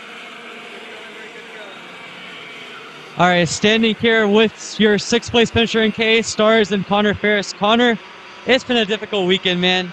You came in with the championship points lead, did not quite work out there, but still, after an engine change, ended up with a good final. Walk me through the decision to change the engine and just how that final went. All weekend we had been struggling with engine problems and finally said, you know what, we're going to take it off. And we sucked before it, and then finally took it off and we didn't suck anymore, yeah. Got you. And when you look back at this season, you had a lot of good moments. Obviously, winning the season opening round, you were consistent all the way throughout up until this weekend. What was your biggest takeaway and what was your favorite moment from the year? I just enjoyed racing with people like Case, Finnegan, Gavin. It was fun. Yeah, definitely. And as you look towards next year, obviously had a lot of pace this year. Is there anything you look forward to as to what you can maybe improve on heading into next season? Hopefully we can win more rather than being just top 5. Hopefully we can take the next step up. Got you. Well, good job this weekend, and congrats to Connor Ferris, your provisional 2nd place finisher in the KA Stars Championship. Back to you, Xander.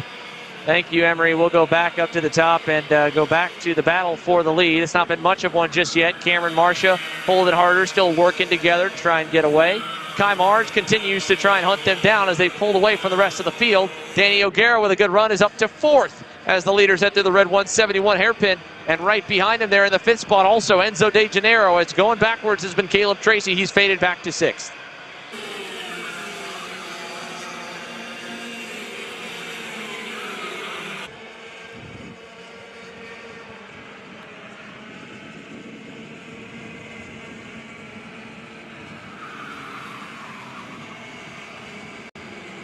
So as we watch Cameron Marcia exit down the front straightaway here, 13 minutes plus 2 laps to go. Let's go ahead and we'll send it down trackside to Taylor Burris. He's got up with the hard charger of the main event in KA Stars. James Overbeck from 30th up to 4th. Taylor? We are here with James Overbeck. James, a great drive, started in dead last just about and had to claw your way up through with a great top 10 finish. Walk us through what it was like to just have to slice your way through the field and realizing that was just what you I just had a goal, just don't wreck the first couple turns, and I was able to make up a lot of spots on the first lap, and after that I started picking away at it. I knew we had a really good long run kart compared to the Kart Republics, so I just took easy passes and just passed when I could, didn't take too many risks, and it worked out really well. Of course, you did miss out on the championship this year, but what have you taken from this championship season, and what can you learn to get ready for next season? We struggled a lot at the first couple rounds, and I think that was just because of the motor and me just getting used to senior, and I think this weekend I really made a lot of strides to get a lot better with our motor program and just being more aggressive in general just in the K senior field. But we look forward to seeing what you can do in next season and look forward to seeing how the rest of your year goes for you. Any other events you're competing in this year? We just got one more race left this year. It's the Buckeye Karting Challenge race at G&J Kartway. But next year, I think we're going to start hitting a lot more of the PKS. We're going to try to do all of that, and we're going to try and do some other stuff, And next Daytona is my next race after Buckeye. All right, well, that is James Overbeck coming and finish. Over to you, Xander. Thank you, Taylor. James Overbeck, like he said, just a little bit of aggression, a little bit of work on the motor program. They've continued to learn on what they need to do to get a little bit better as the weekend goes on, and really just a solid weekend to walk away from. Nothing to hang his head over, without a doubt here. James Overbeck has been solid. So as we watch on the racetrack here, this battle for P4, Danny O'Gara, along with Enzo De Janeiro and Caleb Tracy, all 4th, 5th, and 6th, about 5 seconds back from the leaders. Here comes Tracy down the inside on De Janeiro. He'll get by, nearly gets into O'Gara, but no problems there as they exit out of there. 10.5 minutes to go, plus 2 laps. Let's go down trackside to the winner of the KA Stars main event, Finnegan Bailiff. Solid performance here this weekend, and he gets the checkered flag in the final main of the season. Emery?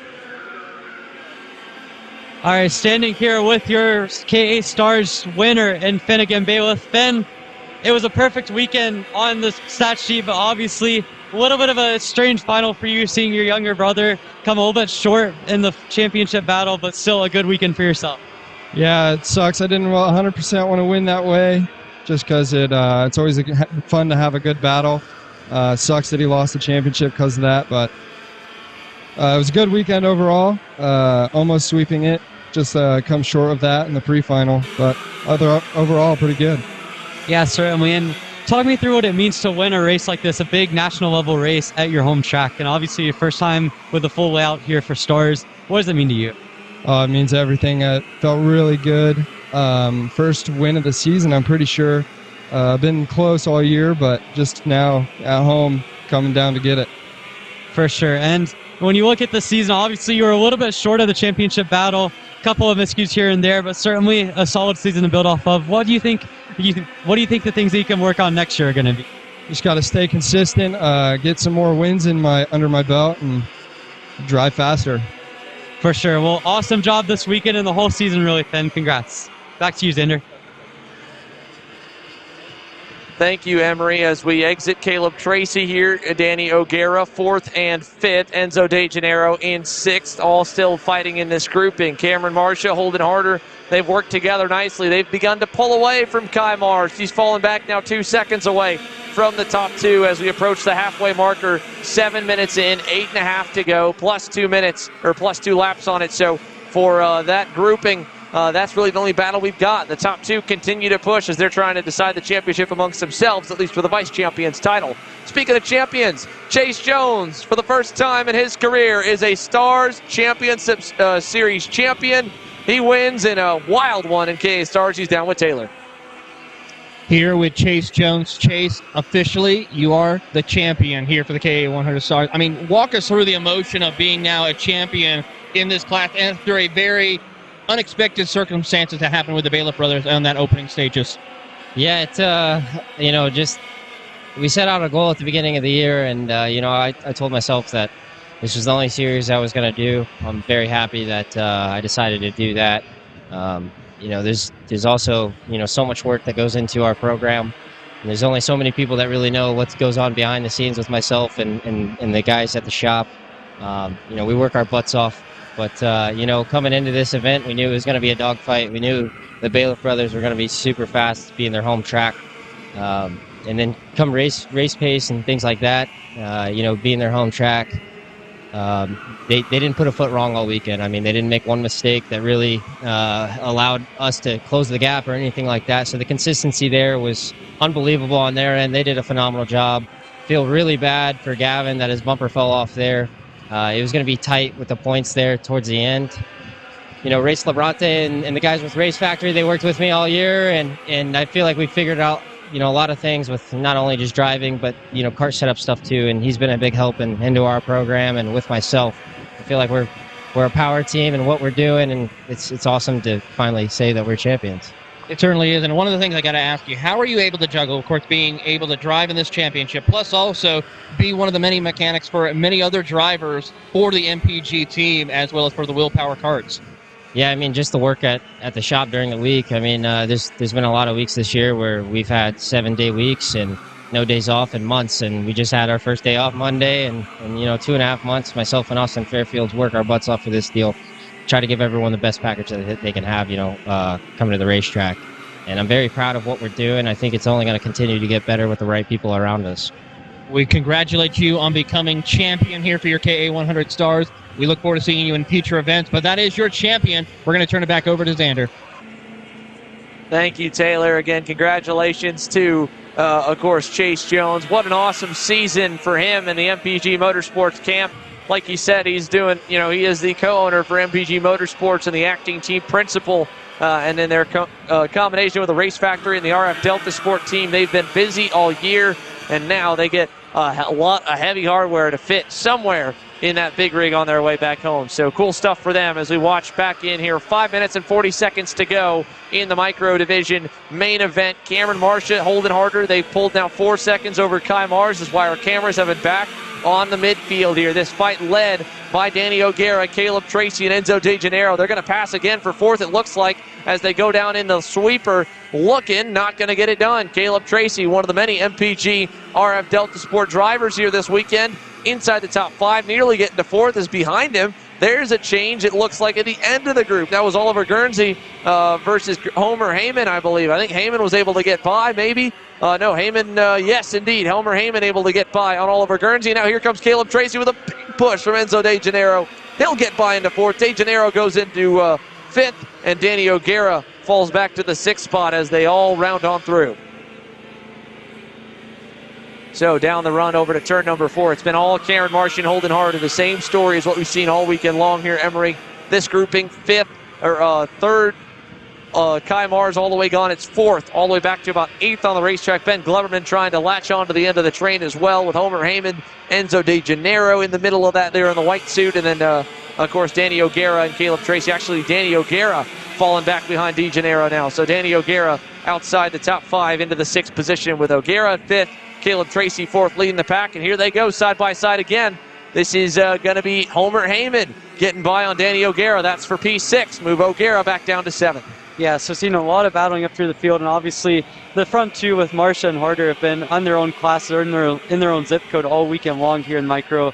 Obviously, they've built up a 5-second gap, working well together so far in this final. Kai Mars again on his own in 3rd, and then from 4th on back, Caleb Tracy again. We saw in the pre-final lost a little bit of raw pace compared to what he expected to have, but certainly he's being pressed by Enzo De Janeiro and Homer Heyman in the top 6, as well as that behind them all the way down really to the 9th position, all right there together as they come through turn 4.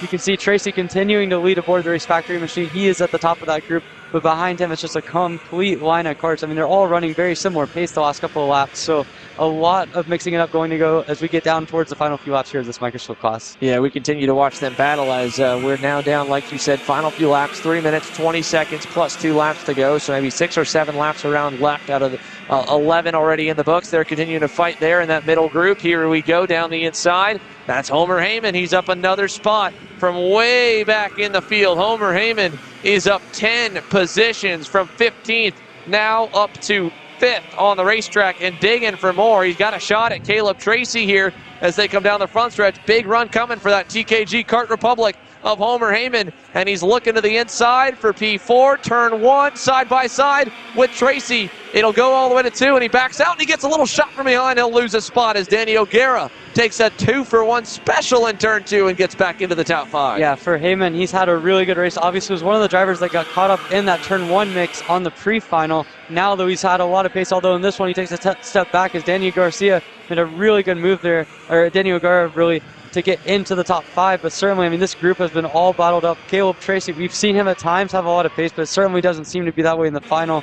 And up at the front, we're still looking at Marcia and Harder continuing to run their own race, but behind them, I mean, this is a hornet's nest about 15 seconds back. You can see now it's focused back in on Marcia, and then again briefly back to O'Gara, making a move on Tracy, trying to into the sweeper, cannot make it stick, and now that's going to bring him under fire from Heyman again for 5th position. Groom Heyman up to 5th again, so right where he was at the end of last lap, but an adventure of him for this one. Yeah, Homer Heyman now with a little gap to make up to Caleb Tracy out there. Here's a look at your leaders. No change up front. Holden Harder continuing to push with Cameron Marcia. Unfortunately, Kai Mars left in no man's land here, about 9 to 10 seconds up on the group behind him, and about 6 to 7 back from the rest of the pack. Here's that group. They're over 16 seconds away from the leaders, just continuing to have a good battle on their own. Caleb Tracy on through. Here comes a big run for Homer Heyman. He might be able to do something in the red 171 hairpin. Takes a lot of guts to pass there, though. He will stay behind, maybe try something on the front straightaway again like he did just a few laps prior. So up the S as they go, and this time by will be under the 1 minute mark when they hit the start-finish line. So maybe 4 to go as Cameron Marcia and Holden Harder, they're rounding the final turn now. They'll be right on the cushion of being able to get another lap in. I think they may come up a couple seconds shy. Yeah, I think this is coming essentially to 3 laps to go as they cross right at the 15-minute mark. It's a 1 minute 4 lap time, so I don't think they're going to make it. So Marcia and Harder's going to have to start thinking about how they want to position their cars. We've seen them work so well together all weekend long, but now it's getting down to crunch time. As you see again, that big group from 4th on back. You see it coming into the front straightaway. There's Heyman, who it looks like has been able to make it up to 4th past Caleb Tracy. He has had a solid race to go from 15th to 4th. Now O'Gara tries to stuff it in on turn 2, cannot make it happen against Tracy. So O'Gara loses a couple of car lengths, and now that gives a little bit of separation to both Heyman and Tracy in 4th and 5th. Then behind O'Gara, you got Enzo DeGennaro in 7th position and Ben Lieberman in P8. All of those guys all running right there together to focus again in on the lead group. And again, Marcia, who's led a lot of laps this weekend, a lot of laps this season in general in the Microsoft category, just continuing to have Harder on this back bumper. And the name of the game here seems to be patience, because both of these guys have been tremendous in terms of not making ego-type moves and putting themselves in bad situations. So Homer Heyman finally through the mess, through the chaos there in that middle grouping, coming to the 2 to go signal. Here's O'Gara. You can see Enzo DeGennaro going a little bit sideways, and as Homer Heyman starts to pull away, it's kind of separated that group out because he'll drag them with the draft a little bit, make them go a little bit faster individually, and that'll spread the pack just a touch. But here comes Danny O'Gara, big run on the rear bumper of Caleb Tracy. He'll look to the inside of his teammate into turn number 1. O'Gara looking, bottom side, clear. Move Danny, oh no, not clear. On the outside, still hanging tough was Caleb Tracy. Now he's clear, and Tracy's going to cross him up over to 3, not enough to get there into turn number 4, and Danny O'Gara takes the spot away. But Homer Heyman, long drive forward, like you said, after getting collected in the pre-final, gets himself back in the top 5, up to 4th. He'll come across the line just 1 spot short of a podium. That spot held by Kai Mars, who's nearly 10 seconds up the road in 3rd. And here's your leaders. White flag coming this time by. One cool thing about this finish here that we're about to see is obviously, if you haven't noticed already, the checkered flags look a little bit different. Well, that's because the checkered flags for the month of October for breast cancer awareness are pink and white. And so the pink and white flags, not only that, just got word here, Amy Manalio, I believe possibly the mom of Jake Manalio, 7 years cancer-free. And so she's going to be the one waving the checkered flag when this micro race comes to a close. Her son Jake down in the 10th spot, up 2 spots from the grid. So super cool story there as we watch the final lap battle underway here between Cameron Marcia and Holden Harder and Emery. No defending. I think they both know this will be a slingshot drag race to the checkered flag. For sure. I think they're both content to just wait as long as possible. We've seen Harder play this perfectly. We've seen a couple of drag race finishes between the 2 of them this weekend already. So it's going to be tight between them. And we see Marcia has seemingly chosen to lead the race. You've got Harder in 2nd, and I think it's going to come down as Marcia goes defensive into the last couple corners. So there he goes out of the final turn. He'll go low a little bit. Big run coming for Holden Harder. What kind of a slingshot move can he pull? Here comes the run. Down the front stretch to the bumper. Marcia leading. Final 100 feet. He's got his hands in the air. It will be enough across the line. Checkers in the air. And again, Amy Manalio, 7 years cancer-free. What a cool story to get to wave the checkered flag here in this main. Let's watch this battle come into the checkered flag. Danny O'Gara is going to hang on, it looks like. Here they go side by side. DeGennaro wanting that final spot in the top 5. Who gets it? O'Gara gets the final spot in the top 5 behind Homer Heyman. Kai Mars 3rd across the line there, a podium result. I think it may unfortunately lose just enough points that it could put Cameron Marcia as the vice champion here in micro. Marco Sammet, the unofficial champion. And there's the pink and white checkered flag being waved one more time here for Amy Manolio. 7 years cancer-free, and the pink and white checkers today for the main events in honor of Breast Cancer Awareness Month here for the month of October. Such a cool deal that our head flagman Justin Dittrich does.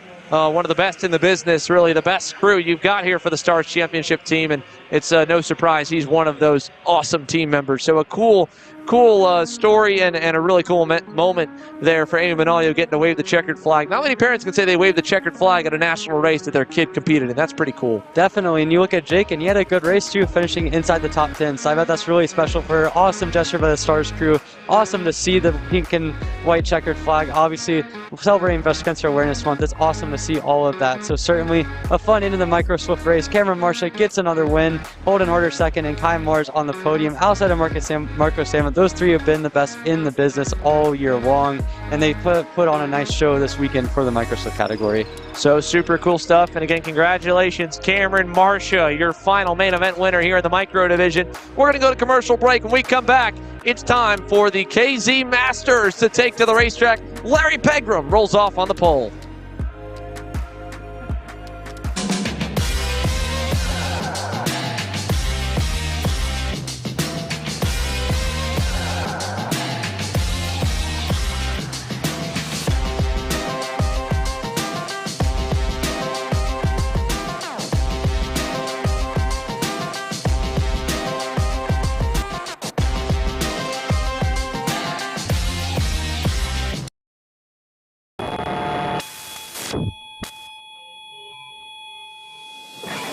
Karting is one of the most intense forms of motorsport, and if you manage a racetrack or commercial facility, you know how hard it is to find good help.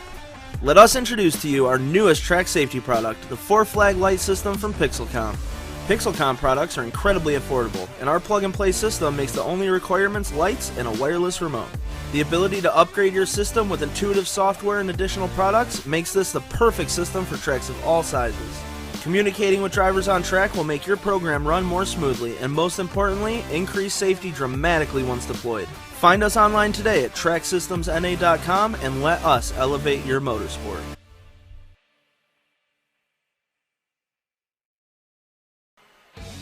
Looking for a top-level team environment that fits your budget? Look no further than AMAX Racing. We cater to customers around the country who want driver coaching, tuning assistance, hospitality, track support, and a family race environment. Our race schedule is support available at all levels, from club and regional series across the Midwest to top-tier events such as the TKNA Grand Nationals, the U.S. Pro Kart Series, and the Scooter Pro Tour. Whatever level you may be at or want to get to, AMAX Racing can get you there.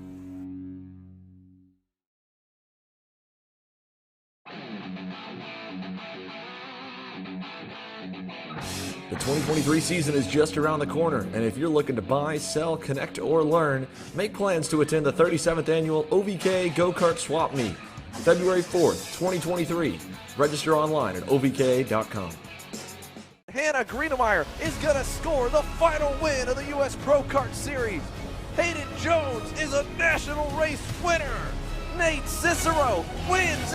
Four-time champion Ryan Norberg winning Super Nationals 24. Winner, winner, winner. Are you ready to join one of North America's winningest driver development programs? Rollison Performance Group offers fully customizable packages that are meant to take your game to the next level. For more information, head to rollisonperformancegroup.com. Are you ready to meet your favorite new karting product? Meet the tunable karting axle from Taika Technologies. Our globally patented tuning inserts make it easy for users to adjust stiffness in just minutes, making it the perfect tool for drivers new to the sport or trying to make the most out of their setup. The best of the best choose Taika, so get over to taikatech.com and grab yours today.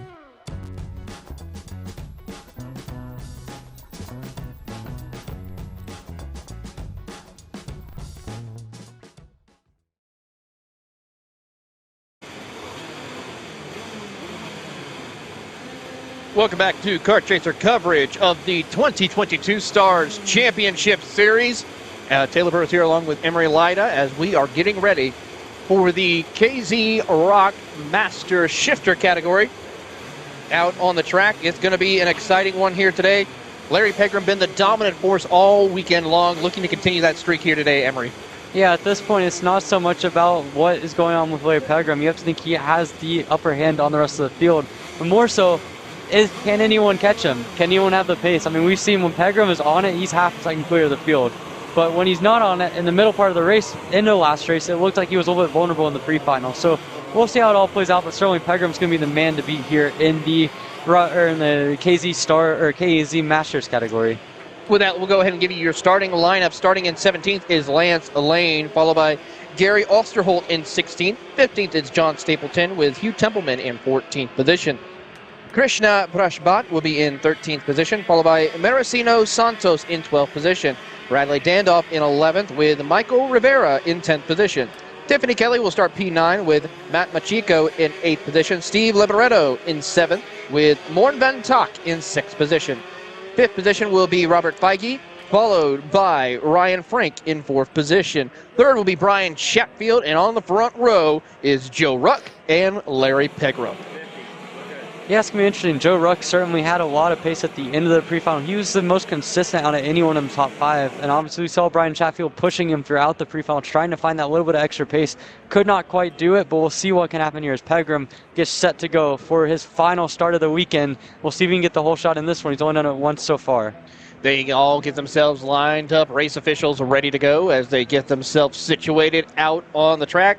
17 cars. This is the third of the last 3 races left to go in the day. We got the next class coming up here in a little bit as they get all themselves set up on the grid. They are waiting to see as the official will give the signal. We're clear as we wait for the lights.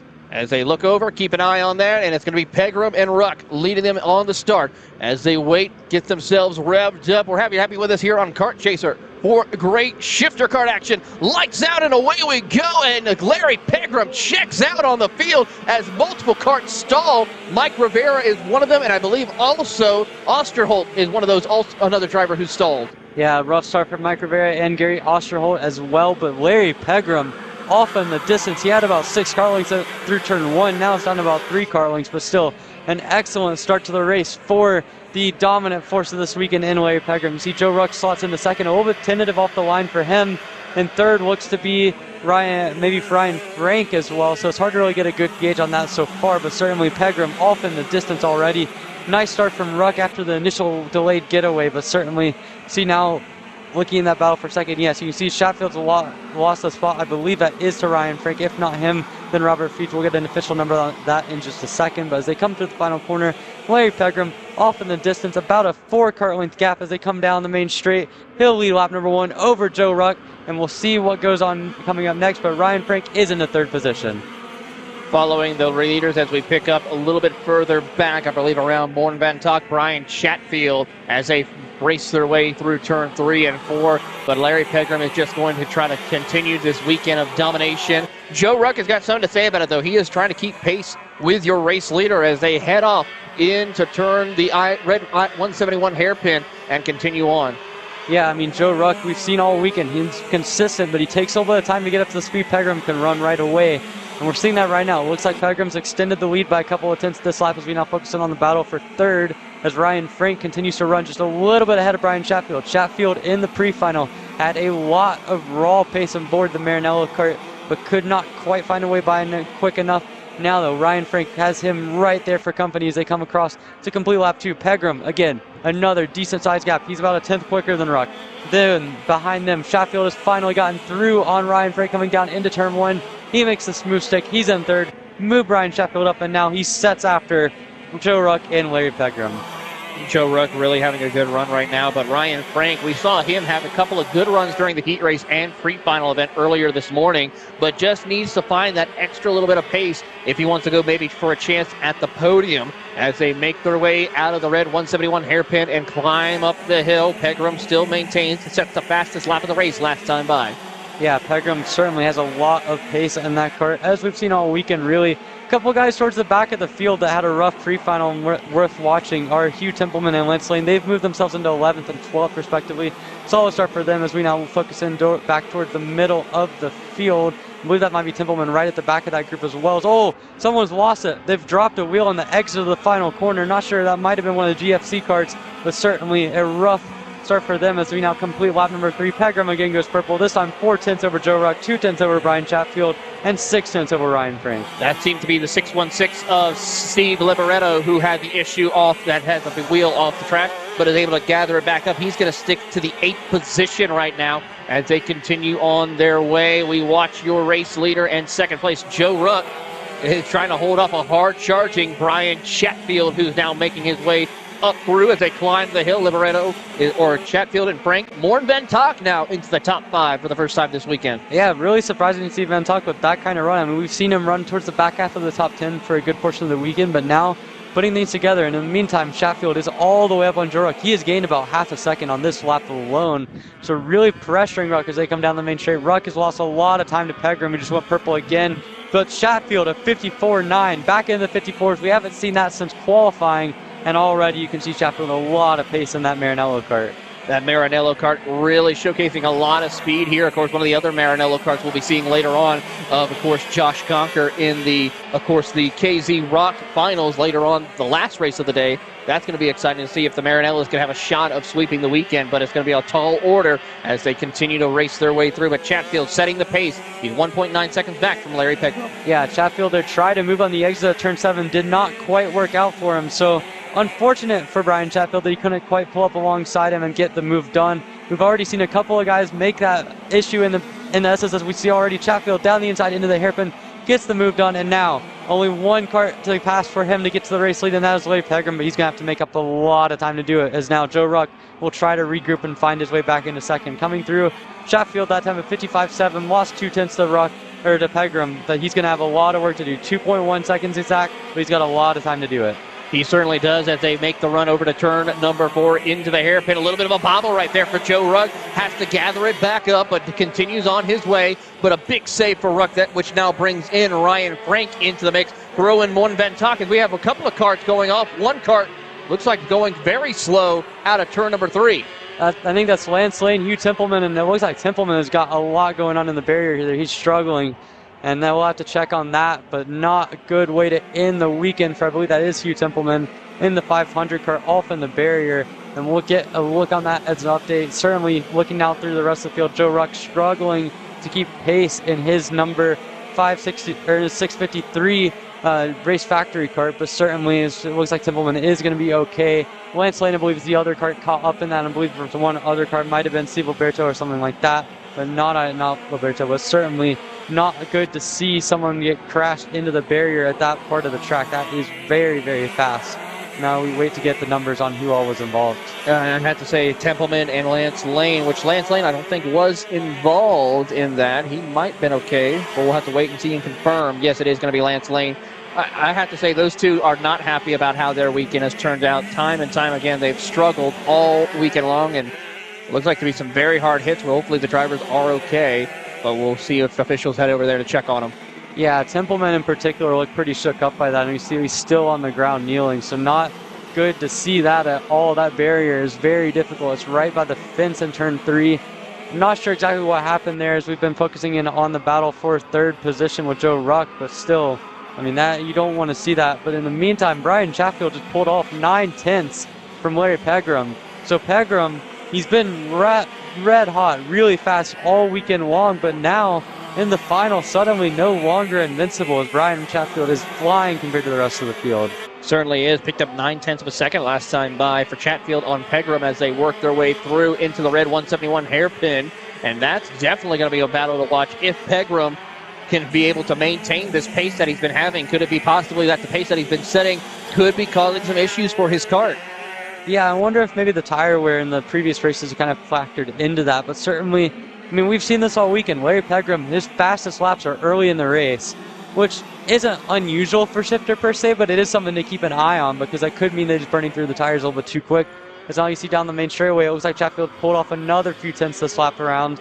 55.2 to 55.6, 4 more tenths. It's down to 9 tenths of a second. So at this rate, Chatfield's going to be on him in a couple of laps, and you have to wonder, is Pegram saving something, or is he just simply struggling that much? You see some more battles down through the field. I believe that might be Steve Alberto's trying to find a way by Robert Beach for 5th position, or excuse me, for 6th position, but obviously a lot going on here. But Chatfield is on the prowl coming after Larry Pegram. watching on. We're going to continue to watch this battle for the sixth position between Robert Feige, Steve Liberetto, and Matt Machiko, who are continuing on their charge in that sixth spot. Going to be exciting to see what they can do as they continue to progress their way up to the top of the hill. But for Robert Feige and Steve Liberetto, they are putting on an astounding performance here in this stage of the race. They were stuck in around that section all weekend long, but now trying to see if they can possibly make it a little bit better and close in for possible top 5 finishes. Yeah, certainly. I think a little bit of the attrition has to go into that. Lance Lane and Hugh Timmelman both were in the top 5 before having their own incidents early on in Heat 2. So it's going to be interesting to watch this. Certainly, you see Larry Pegram, meanwhile, losing about 10th to Brian Chatfield, but all of those guys have had a good weekend. But in the meantime, Pegram and Chatfield have checked out from Joe Ruck almost 3 seconds back to him and Ryan Frank. So them and Monroe Ventak are all going to be together. But right now, the focus for me is on how quickly can Chatfield catch Larry Pegram, because Pegram has not had the pace to match what Chatfield has been doing the last few laps. It's allowed what was 1 to 2.5 second gap to go all the way down to 0.8 of a second. Yeah, he picked up another 10th last time by. Chatfield over Pegram as they come across the line here and head into, we'll see where they're at right now out on the circuit, over by the 2 double hairpins right here. So we'll see what the case is going to be for our competitor as they come across the line now. Oh, trouble for Chatfield. He loops it around on the front stretch.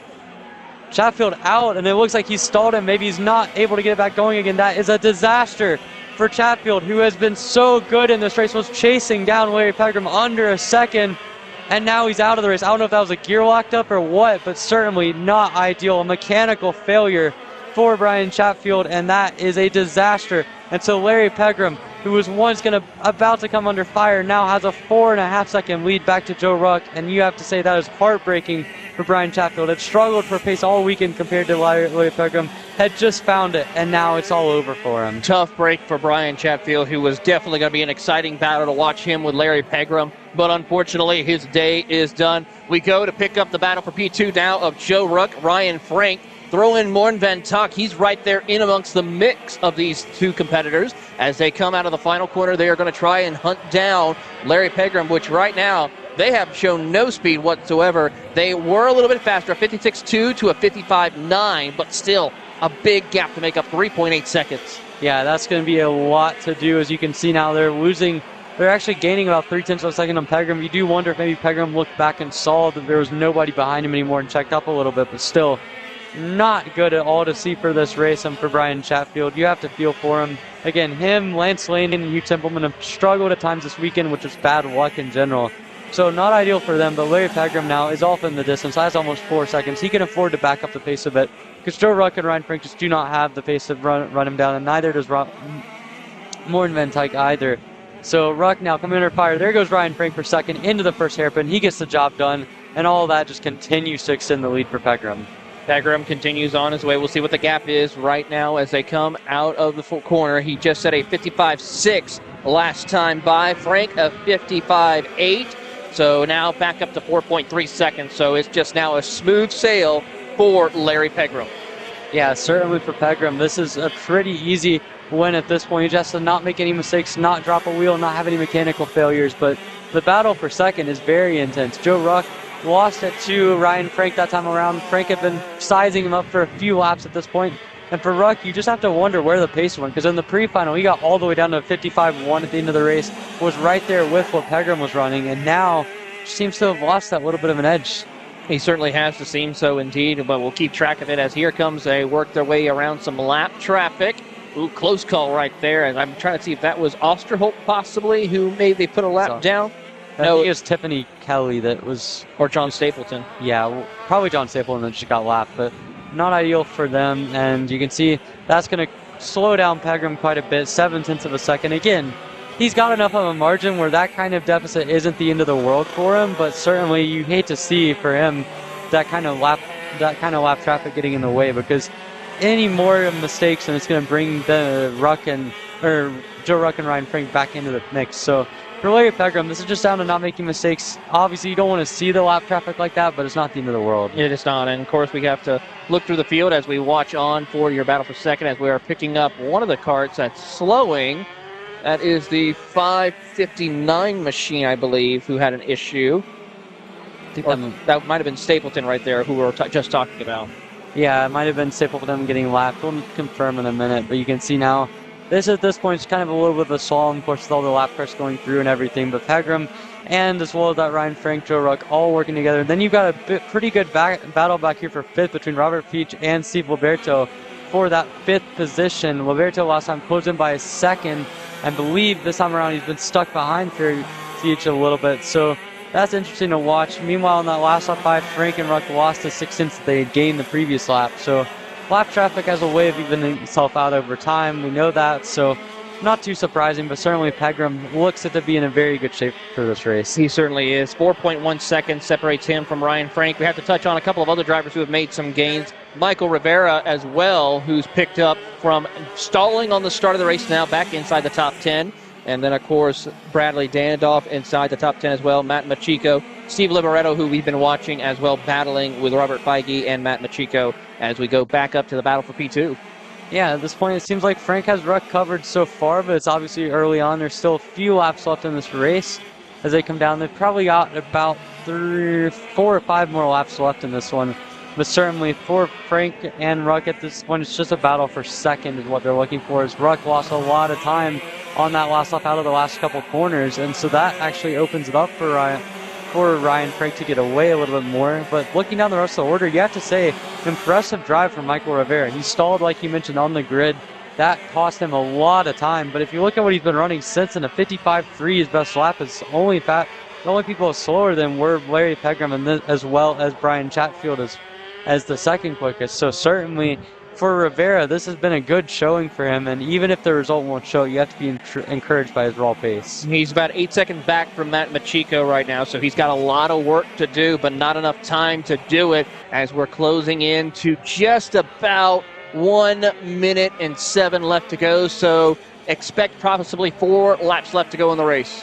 Yeah, probably 4 laps left at this point. Pegram again, another solid lap. He lost 7 tenths, but still keeping out of any sort of mistakes. That's critical for Pegram. He's got over 3.5 seconds worth of gap. Meanwhile, Joe Ruck lost third position to Monroe Ventaka at the same time. You can see them now battling behind. I'm not sure what's going on with Joe Ruck, because now there's another slow card in the 569. That's Stapleton again, kind of letting some lap traffic go. But for Joe Ruck, this has to be a little bit disappointing. He came into the final looking like the main challenger to Larry Pegram, and that simply hasn't materialized. And if anything, he's lost enough pace for getting on the podium. Looks like it might be a little bit of a stretch for him. Can report John Stapleton received a black flag penalty, so he'll probably be making his way down onto pit road momentarily with that. As they continue on watching the battle, score out the track, Morn Van Tog in a very good battle with Joe Ruck, as Ruck was able to drop back to P4, and Ruck continuing to struggle out there on the circuit. Yeah, it looks like Larry Pegram continues to lead up at the front of the field. He's got 3.5 seconds. Ryan Frankman, Ventuck, and Joe Ruck all running slower than what Pegram is doing. So Pegram's got this under control. Monroe Vantuck and Joe Ruck are going to be the closest battle on the track in contention right now. And you can see Pegram just rounding turn 7. He's running a comfortable race. He's going to hit the 2 to go this time around. It's been a cruise for him ever since Brian Chatfield dropped out of the race. And now you can see a battle going on for, I believe that might be the 5th and 6th battle.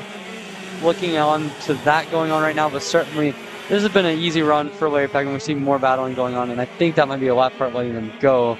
But yeah, so we're looking right now at Robert Feach and Steve Liberto trying to figure out a way through the field. Liberto's been faster, but he cannot find a way by Feach, so excellent defensive driving there.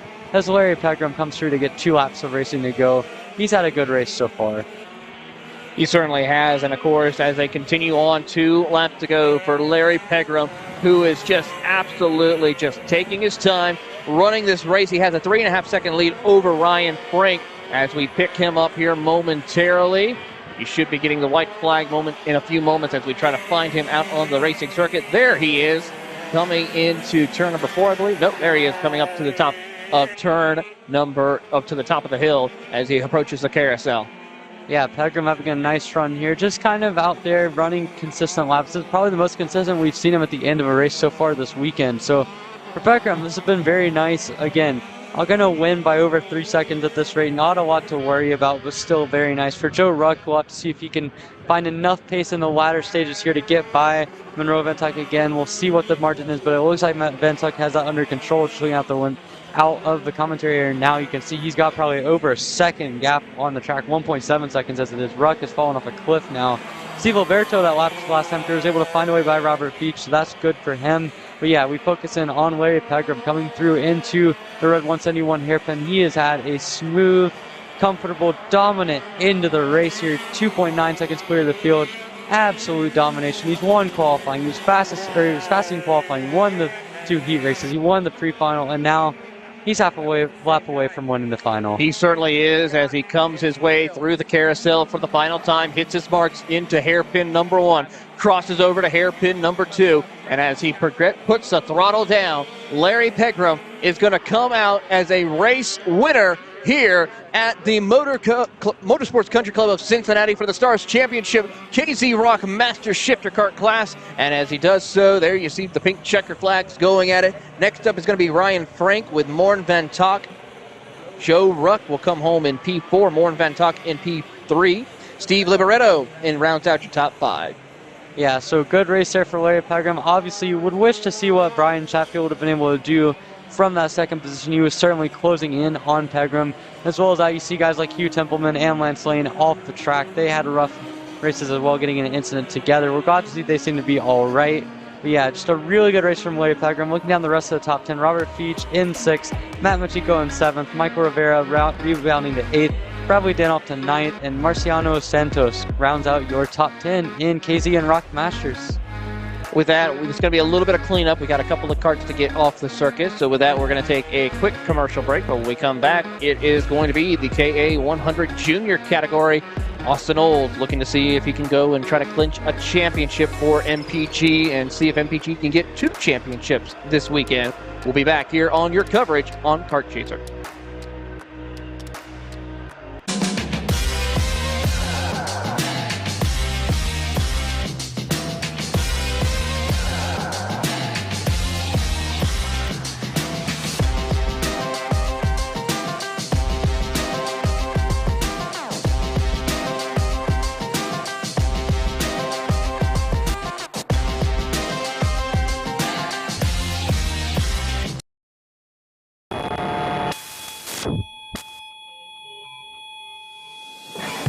Karting is one of the most intense forms of motorsport, and if you manage a racetrack or commercial facility, you know how hard it is to find good help.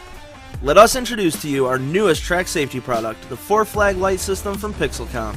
Pixelcom products are incredibly affordable, and our plug-and-play system makes the only requirements lights and a wireless remote.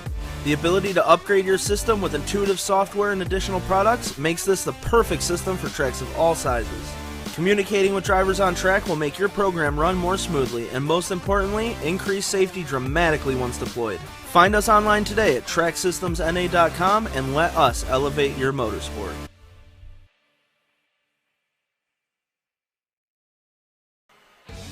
Looking for a top-level team environment that fits your budget? Look no further than AMAX Racing. We cater to customers around the country who want driver coaching, tuning assistance, hospitality, track support, and a family race environment.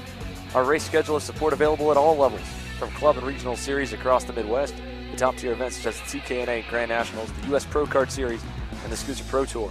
Whatever level you may be at or want to get to, AMAX Racing can get you there.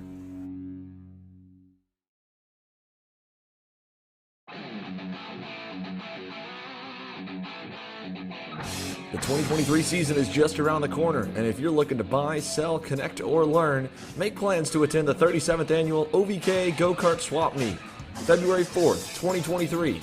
Register online at ovk.com. Hannah Greenemeyer is going to score the final win of the U.S. Pro Kart Series. Hayden Jones is a national race winner. Nate Cicero wins. 4-time champion Ryan Norberg winning Super Nationals 24. Winner, winner, winner. Are you ready to join one of North America's winningest driver development programs? Rollison Performance Group offers fully customizable packages that are meant to take your game to the next level. For more information, head to rollisonperformancegroup.com. Are you ready to meet your favorite new karting product? Meet the tunable karting axle from Taika Technologies. Our globally patented tuning inserts make it easy for users to adjust stiffness in just minutes, making it the perfect tool for drivers new to the sport or trying to make the most out of their setup. The best of the best choose Taika, so get over to taikatech.com and grab yours today.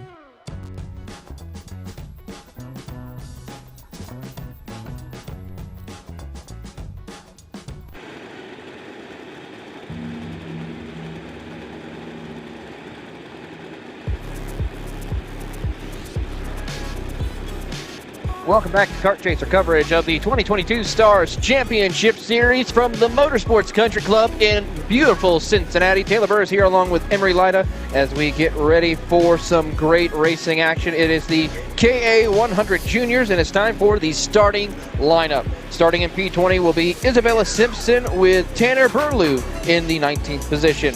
Margaret Hollis will be starting in 18th with Massimino Sansiri in 17th. Mecky Winfrey will be starting in 16th with CJ Bowman in the 15th position. Pervell Perkins will be starting in 14th with Ryan Miller in 13th. Starting in P12 will be Cole Wilson in 11th, Braden Zervis. And then in 10th position, it's going to be Sam Abruzzi with Carter Thompson in 9th position. John Antonio will be starting in 8th position with Anthony Rivera in 7th position. Indy Anderson will be starting P6 with Jackson Wolney in 5th position. Row number 2 will be Davin Roberts and Luke Powers, and on the front row, Eli Warren and Austin Olds leading them to the field. This championship, Emery, has already been locked up by Max Taylor, but it's still a question of who can get second place now. Austin Olds currently holds that second position in the championship, but he's had a little bit of controversy all weekend long. Of course, we saw in heat race number 2 for him, he was able to come back to win pre-final, but he has to deal with a hard-charging Warren, who's going to be right behind him, and Luke Powers, the two teammates that have been working together very well all weekend long. Yeah, I mean, you look at Eli Warren and Luke Powers, they, along with Olds, have been the class of the field all weekend long. Warren obviously had the contact with Olds in the second heat that got him a 3-second penalty. Powers, kind of a little bit of a bystander, kind of misjudged how Olds would react to that contact. They made contact and it sent Powers in the barrier. So both Warren and Powers had to make moves in the pre-final to get up through the field. This is a three-way fight at the front. We'll see what Davin Roberts can do. He was able to hang on in 4th. We've also seen Indy Anderson hang on as well. It's going to be a fun fight regardless. And again, second in the championship, all up for grabs. Could be Austin Olds, could be Warren. Hey, it could even be Indy Anderson or Anthony Vera. We'll have to see. We'll have to find out indeed. We're happy to have you with us on Kart Chaser coverage here for one of our final races of coverage this year. We have 2 more events coming up after this one. Next weekend in Charlotte, and then the Super Nats in Vegas as the field enters into the start zone. Race officials looking over all the great drivers here who have been coming out this weekend as we get ready to set the field as they enter into the start box. Lights are out and away we go, and Austin Olds gets a great jump in that MPG Willpower kart as he will take over the race lead. Eli Warren goes up to P2 as we keep it clean in turn number 2 and continue on as they head over to the hairpin of turn 4. Yeah, great start there for Austin Olds. Did not get the best of launches, but immediately was able to defend himself into turn 1.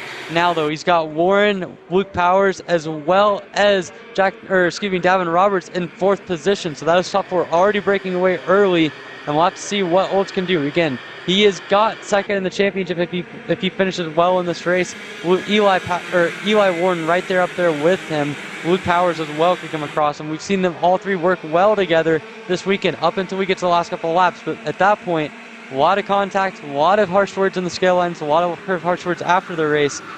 It's going to be interesting. It might be spicy of these front 3, even if we don't see it early on in this one. It's going to be very spicy. We'll see how this plays out for your competitors as they come out. We'll set the field for you as they come across the line, but it's safe to say it's going to be Austin Olds, Eli Warren, Luke Powers in 3rd, then Jackson Wolney in 4th. Davin Roberts rounds out to Eli Warren immediately to the lead, though, in turn 1. He gets it done, and now Austin Olds finds himself in 2nd position. Now, we'll see how well these 2 work together. Of course, it is a good gap back to the rest of the field after Luke Powers. Jackson Wolney has found himself in 4th position now with Davin Roberts in 5th now. So Wolney hasn't had the greatest of pace this weekend, but he's up in the top 5. He's been up in the top 5 at various points. Now we'll see what he can do. But Eli Warren has been the class of the field at times, and we'll see what he can do with him leading the charge. Austin Olds in 2nd position, Luke Powers in 3rd. They both clearly have enough pace to keep up with him, but just how much can they put him under pressure, we'll have to see. Warren coming through the carousel continues to run a nice line.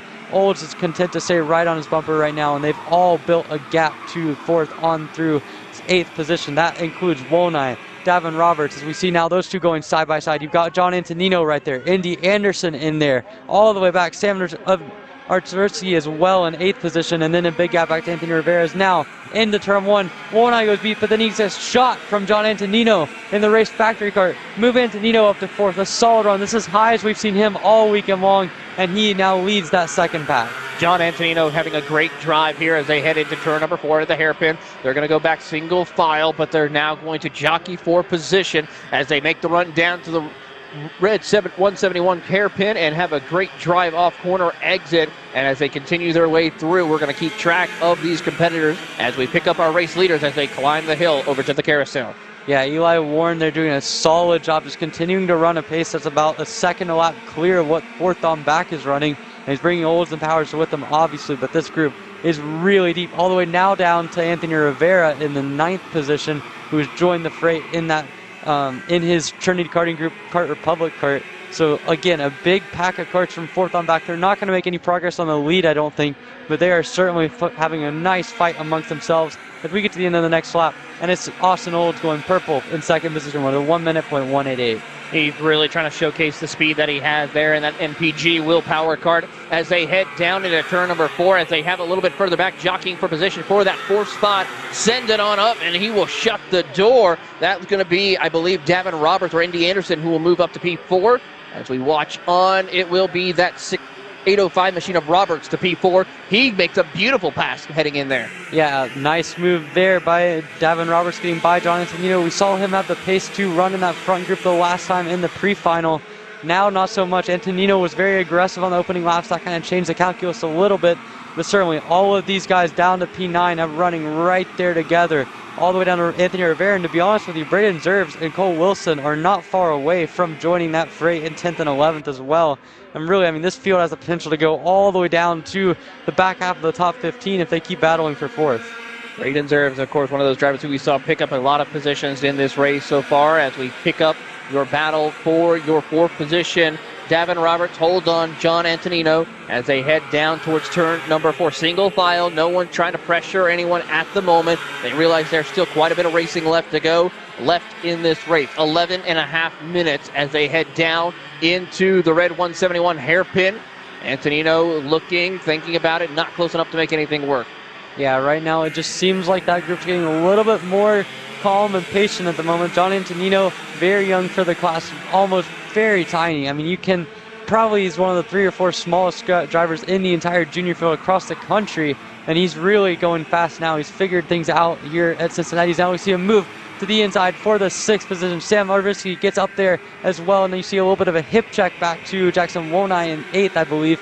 And now you see Andy Anderson getting shuffled back there. He's going to be under fire from Jackson Wonai and Anthony Rivera coming down into turn 1 as we see another lap being completed. Eli Warren in the front goes purple. All 3 of those top 3 continue to run just nose to tail, clicking off laps. They've got a 4-second gap already back to the back group from Fourth on Back that we've been watching. Davin Roberts putting on a great performance, trying to hold on that 4th position. But do you think possibly for Davin, he could be the reason why they're losing so much time on their competitors? No, I think in general he's running a pace that is not far off of the top 3 working together. And Antonino and the rest of the group haven't really been helping them. They've been trying to mix it up, and that's slowed down the group as a whole. So for me, I look at that as now we see that it looks like Olds and Warner starting to get a little bit of a gap back to Luke Powers. Nothing too consequential, but it's worth noting for later in the race where people's strengths are. But in general, I think Davin Roberts has done a nice job when he's led the group. I think if anything, it's just been the chaos of the race that's kind of dictated that they don't have the raw pace in general to match the top 3. And when you get a group, or when you get a separation on the first lap, it's really difficult to overcome like that.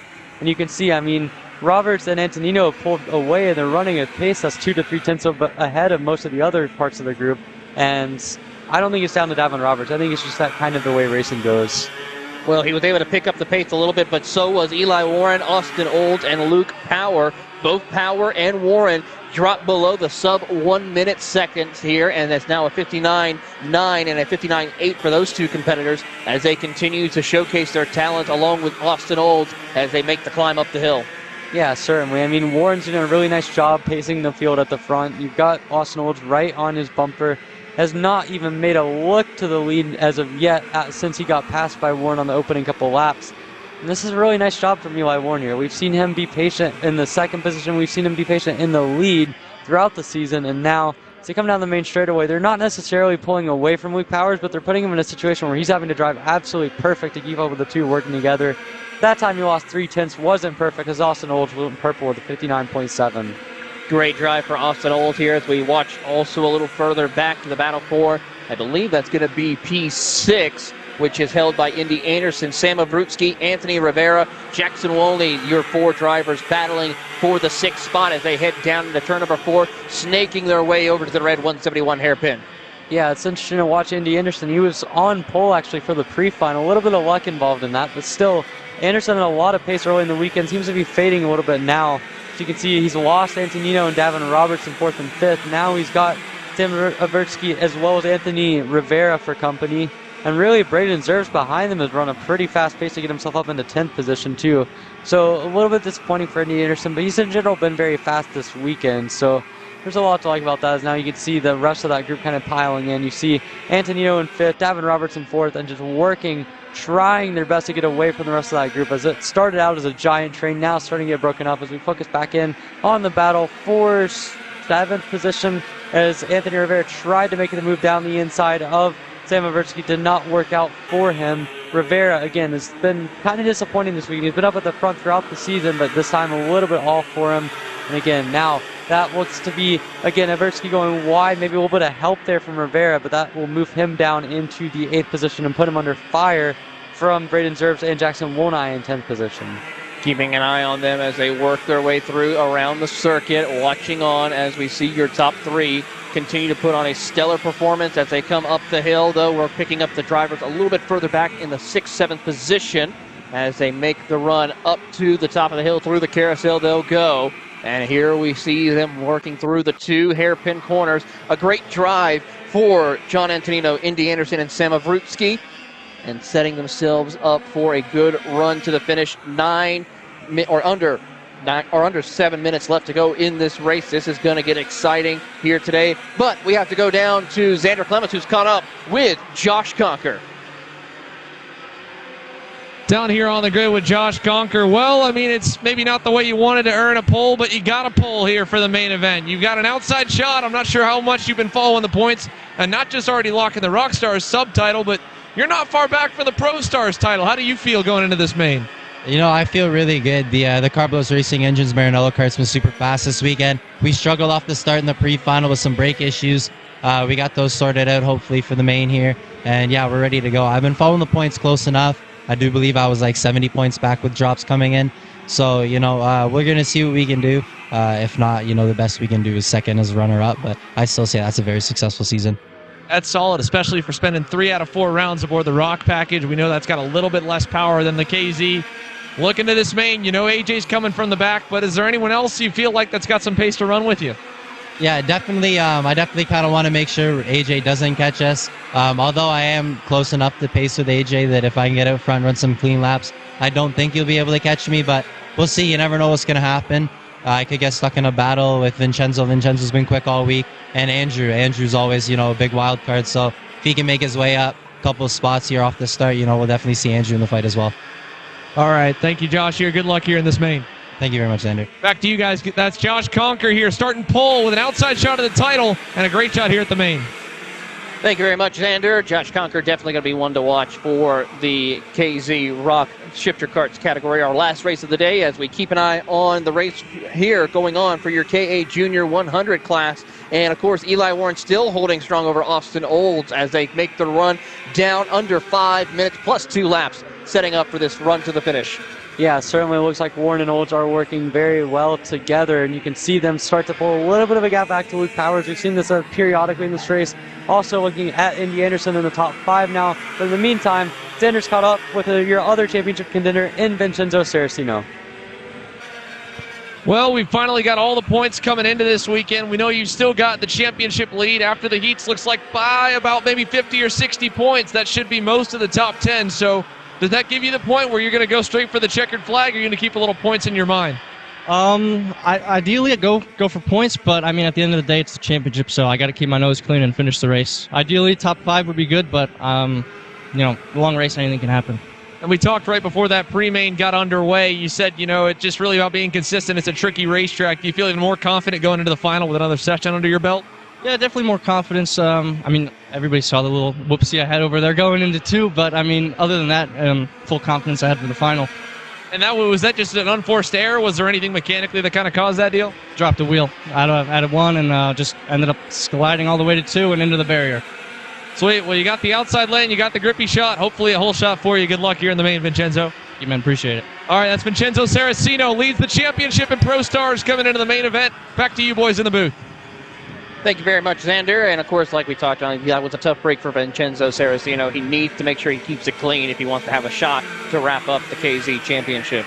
Yeah, I mean, Vincenzo ended up making up almost all the spots he needed to, all the way back up to second, only one spot behind Josh Conker. And when you look at it, I mean, he has a lot of talent. He might have ran out of some in turn 2, but at the end of the day, still a really good race for him. I think it's going to be a championship battle. Conker has an outside shot if things go his way, but Saraceno just needs to keep it clean, keep it in the top 5, and he'll be all right. But focusing in back on this KA Junior fight, this has been a really good battle for 4th that's been shaping up. I mentioned earlier that Roberts and Antonino had pulled away, but now that's all changed. And now Anthony Rivera has found himself in 6th and probably the fastest card in that group, along with Andy Anderson. And they are working together now. You can see coming back to the top 3, they're working together.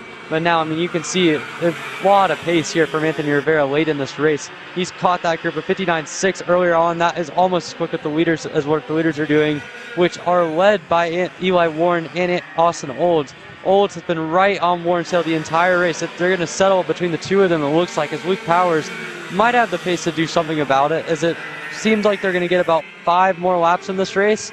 And at this rate, if he just doesn't lose complete touch with them, he should be fine. But they are working so well together. Olds has been very patient. We focus back in on this battle for 4th. Again, looks to be Davin Roberts back at the front of that group. You got Antonino, who's been very patient all race long. Again, really aggressive early on, but since then has done a nice job just staying right on the bumper of Davin Roberts. Then you've got Anthony Rivera and Indy Anderson, both of them coming on strong late. Rivera with a nice run out of the last corner. Could have a shot here at Antonino coming into turn number 1.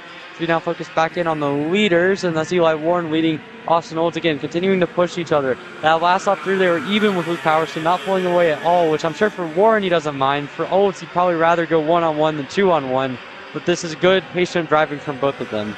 Certainly going to be one to watch as we pick up our race leaders here coming out of the red 171 hairpin. Here comes the rest of the field now as they come now picking still your race leader Eli Warren. 1 minute and 20 seconds left to go on the clock for your race leaders as Austin Olds just trying to just be patient. He realizes he has a couple of more laps to set himself up for this final run to the finish. Yeah, Olds, at this point, you got to be wondering if he's thinking just all the way down to the last lap. We saw yesterday, came up short in one finish. Today, he came up on the right side of it on one of the finishes. So now, he has a lot of experience knowing what he needs to do on the last corner of this track, and we'll see how he does it as we can now see the battle for the top 3. Eli Warren leads the field. He's got Austin Olds right behind, and now Luke Powers sets his personal best on the last time through and puts himself into 3rd position right behind Olds and Warren. Fantastic for him to bring himself right back into the battle. Heading down through the short chute over to the red 171 hairpin. A great drive indeed for Warren, Olds, and Powers. They've been the class of the field all weekend long. Meanwhile, they pick up the battle for P4, and right now Davin Roberts has pulled out a little bit from John Antonino, Anthony Rivera, and Indy Anderson as they continue to do battle. Anderson has nobody to help. He looked behind and realized, oh, I got no friends, so I need to make sure I keep up with these 3 cars ahead of me. Well, if anything, I think he looks back and he's like, thank God I don't have anyone trying to pass me, because this track is treacherous if you are too close and don't pass people, because the way this thing works is if you don't pass, you will be passed, and that is the name of the game in the middle of the field. But for the top 3, they've been very patient. Eli Warren, Austin Olds, Luke Powers, all 3 right there together. Did not think we got the 2 to go. Actually, we did get the 2 to go, so now 2 laps of racing to go. Warren, it's all kicking off for him. He's got Austin Olds right behind him. Olds has been patient all race long. Will we stay patient, or will we see Luke Powers try to make a move? We'll see. I have to see. Coming into turn 7, the red 171 hairpin. Not going to go too defensive as Warren, and it looks like those 3 are content to stay in line at the moment. Austin Olds just trying to bide his time. The MPG machines have picked up a couple of championships, or picked up a championship, looking to go and pick up another win to add to the trophy case for them as they make the run up through the carousel. Austin Olds thinks about looking to the inside, not going to be able to make it work. He now stays tucked up behind Eli Warren as they come out of the final corner. Lap traffic could play a factor in for your top 3 as they come out of the final corner. White flag in the air for your leaders as the black car pulls off the track. Yeah, Eli Warren now continuing to lead this race. Austin Olds right there behind him. Again, Olds has not been quite as fast the last couple laps, has not been right on his bumper. And you can see now, Luke Powers overshoots turn 2, and that will take him out of contention. He's lost probably 0.4 of a second. It's going to be hard for him to overcome that now, as Eli Warren and Austin Olds are now in the clear. Unless Warren goes too defensive here, Olds stays right on Warren's bumper. He's a little bit too far back to make a move into 7. Does not make it happen. And now, it is a 2-kart battle. Eli Warren up at Austin Olds. They've been the class of the field all weekend. They crashed into each other yesterday. A lot of controversy there. In the pre-final, they worked well together. It was Olds that came out on top. And now, with half a lap to go, it's Eli Warren on top with Olds right behind. Heading into the carousel for the final time, you see a little bit of a love tap right there for Austin Olds. Will he try the crossover into the double hairpin? Not close enough to make it work. It might be a drag race. No, it's now going to be Eli Warren, who has got about a kart length advantage over Austin Olds. Checkered flag in the air for Eli Warren as he celebrates in victory. What a fantastic race for Eli Warren. Again, yesterday was rough for him. Today went very well, and he picks up the feature race victory for your KA Junior category. Watching the fight to the line now for the 4th and 5th on back positions. You see Davin Roberts hangs on against Anthony Rivero. John Antonino comes in 6th position. Indy Anderson in 7th. Jackson Wolney in 8th. Braden Zerbs in 9th. And Sam Aversky in 10th. But really, this whole race, the story of it was the patience by the top 3. And at the end of the day, Eli Warren just had a little bit too much for Austin Olds to take care of. He certainly did, and that's unfortunate. But, of course, a great drive, though, for Eli Warren. And how about the entire field? I mean, a great way to wrap up the entire season here for your KA 100 Junior. It's been a very exciting category to watch all season long with them. But, of course, Max Taylor, your champion, was not here this weekend. But still, Eli Warren, Austin Olds, Luke Power put on one heck of a show to close it out this season. For sure, and Powers and Olds and Warren all had a lot of pace over the field. Really, Anthony Rivera was a surprise for me, coming all the way to 5th position. Obviously, started in 7th, but got shuffled back a little bit at the start. He had a lot of good pace. Davin Roberts with a strong weekend, probably his best regional national weekend outside of the GoPro Motorplex. And then you have the top 3, obviously, just continuously driving fast lap after fast lap, continuing to pull the deficit. Ended up 13 seconds ahead of the next group. That is ridiculous in a KA Junior field. It really is. But, Emery, it's now time for the last class of the last day of this final race of this season for the Stars Championship. It is time for the Pro Rock Stars Final. Let's go ahead and give you the starting lineup for these 19 amazing cars. Starting in 19th, it will be the 251 of Kyle Kennedy. In 18th will be AJ Myers in that Magic Kart. He is going to be exciting to watch working his way through the field. In 17th will be Corey Milleen in there in the 405 machine. In 16th will be Annie Rule. 15th position will be Talon Yackel in another Magic Kart machine with Calvin Ming in 14th. Ryan Aiden Jr. will be in 13th position with Roddy Campbell in 12th. Eric Cuevas will be in 11th position with Mark Donato in 10th. Andrew Bajoso will be starting in P9 after his interesting pre-final event with, of course, in 8th is Jonathan Asasio. In 7th is Safet Hadek III. Then in 6th position is Blake Hunt with Ian Quinn in 5th position. Jason Henrique will be 4th with Gavin Bailiff in 3rd. And on the front row, Vincent Saraceno and Josh Conker. And I gotta say, Xander, this has probably been the one we've all been waiting for. An exciting battle. The Magic Kart driver is going to be starting a little bit further back, having to fight their way up through the field. Yeah, we are so stoked to get this race underway. Obviously, we talked to a number of the drivers. The championship somewhat up for grabs between Vincenzo Saraceno and Josh Conker. Shooting in the dark a little bit, around 50 to 60 points, we estimate the difference. But the other thing to keep in mind, prior to this round this season, the good weekends for Josh, for Talon, and for Vincenzo have been nearly maximum points. So if they had a bad day where they, if Vincenzo Saraceno gives up 60, 70, 80 points to Josh Conker, I mean, it still could be a drop race, and he could still end up as the champ. So he's been so consistent all year, top runs all the way through. And, the cool part about the Pro Stars class is these guys, as pro as they are, as top level as they are, they all know exactly how tough it is, and they don't shy away from that. Vincenzo Saraceno, you heard him. He didn't try to blame it on the equipment, didn't try to say it was an engine issue or a brake issue. Said, look, man, I made a mistake. It's hard out here. We're racing against top-level guys, and they know how the level of A.J. Myers and Andrew Bajoso are, and those guys will be lining up near the tail end of the field. So let's see where they all line up. The final few drivers for Pro Stars into the start boxes, ready for the final race of the 2022 Stars Championship Series season. Josh Conker, Vincenzo Saraceno, the front row, and the fight for the championship. It is underway as the lights go out, and Josh Conker with a heck of a hole shot. Saraceno to second, and look at AJ Myers around the outside trying to pick up a couple spots, but Joso up a number already as well. And how about that drive for Andrew Bajoso as he picks up a big jump heading into turn number 4. One cart almost goes around. They gather it back up, but they continue on. But it's Conker, Saraceno, and I believe Gavin Bailiff to round out your top 3. Throw in, of course, that 211 machine also in the mix as he got a beautiful jump. Yeah, already a nice start for Josh Conker. Now you see Saraceno trying to move to inside into turn 10, cannot make it stick. And you can see now Saraceno all over Conker. We saw these two go at it on the first lap last time. We're seeing it again between the two championship contenders. As they continue to do their battle here for position, as they work their way through the 2 double hairpins, who will lead lap number 1? Conker and Saraceno. Conker throws a little bit of a block coming out of the final corner. Saraceno tries to do it. You see a look back from Gavin Bailiff as they cross the line, heading into 1. 4 cars, making 5 cars possibly under a blanket. Yeah, already Gavin Bailiff all over the back of Saraceno coming through turn 2. An excellent start for the Trinity Karting Group driver, trying to make up for what happened in the KE senior category. And already Josh Conker goes a little bit wide. He is struggling compared to the rest of the field, stacking them all up down to about 5th or 6th, all the way down to the back half of the top 10 as you see a move way down in the field. AJ Myers continuing to fire through the field. He's in about 8th or 9th at the moment. This might be the most exciting main event we'll see all day long, with the 2 fastest drivers all weekend, the Magic Kart duo of Andrew Bajoso and AJ Myers, having to come from way back on the grid here to get themselves anywhere decent in the main. And so as they work their way through the back sector of the racetrack once again, with Josh Conker showing the way, the rest of the pack's all pretty close. Conker thought he had enough pace where if he got out front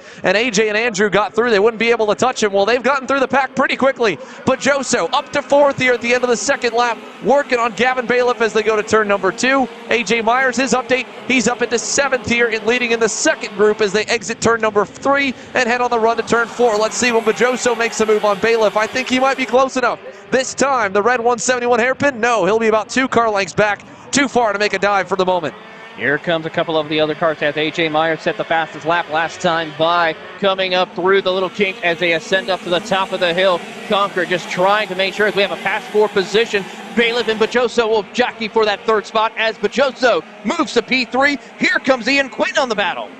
Ian Quinn coming out of nowhere almost this weekend, gets all the way up into 4th. As you see, Bailiff continues to lose spots there. Andrew Bajoso, an aggressive move into the right-hander, knew he had to get by Bailiff, got it done, and he's brought a whole host of carts with him. And right at the end of that train, you can see him now, is AJ Myers, who was pulled all the way up to 7th after only 2, making 3 laps now as AJ all the way at the back of that group, led by his teammate Andrew Bajoso. So now AJ Myers, he knows he was able to run down Andrew Bajoso, having to come through the pack before, but he was a couple spots closer. The tire's starting to come to temperature as AJ Myers sends it down the inside on Gavin Bailiff there in turn number 4. Move AJ up into 6 as Bajoso is going hunting. He's starting to set his sights up ahead on Vincenzo Saraceno and Josh Conker. Conker that time by and got another 3/10 added onto the gap from 1st to 2nd. It's 8/10 back from Josh Conker to Vincenzo Saraceno. Saraceno another 8/10 of his own back to this fight for 3rd on back. Ian Quinn, Jason Enrique really 4th and 5th as AJ Myers gets to the inside of Enrique.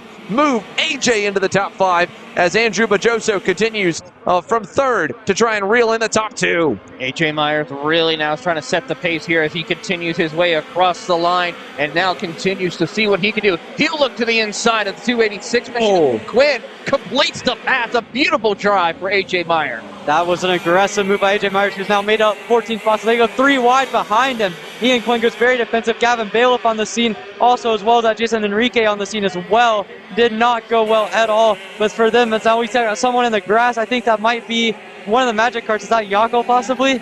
Yeah, Talon Yockel, I think, is off on the side over here. And that might actually be Jonathan Ocasio over in turn number 2 trying to get the cart back fired up.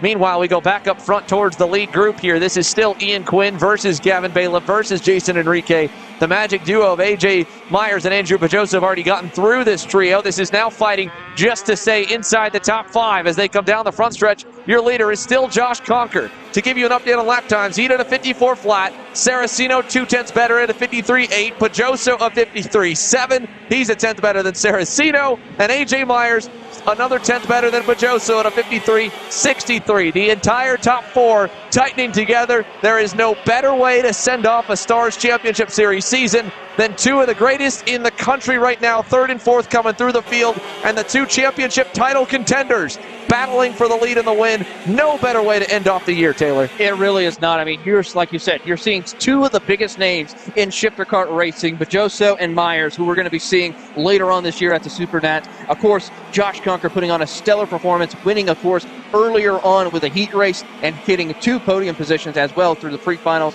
Looking forward to seeing what he can do here as he tries to hold off Saraceno, who's been very consistent but not able to seal the deal here this weekend with any wins. But he might have that opportunity as they head into turn two. Well, I'll tell you what, AJ Myers was absolutely coming. How about a 53.3, half a second on all three of Budoso, Saraceno, and Conker. He is all the way back up to the back of his teammate, Andrew Budoso, who is also picking up time in his own right. But AJ Myers has been on a fly so far. We saw him get through the other group just a lap ago. Now he's right on the back of his teammate.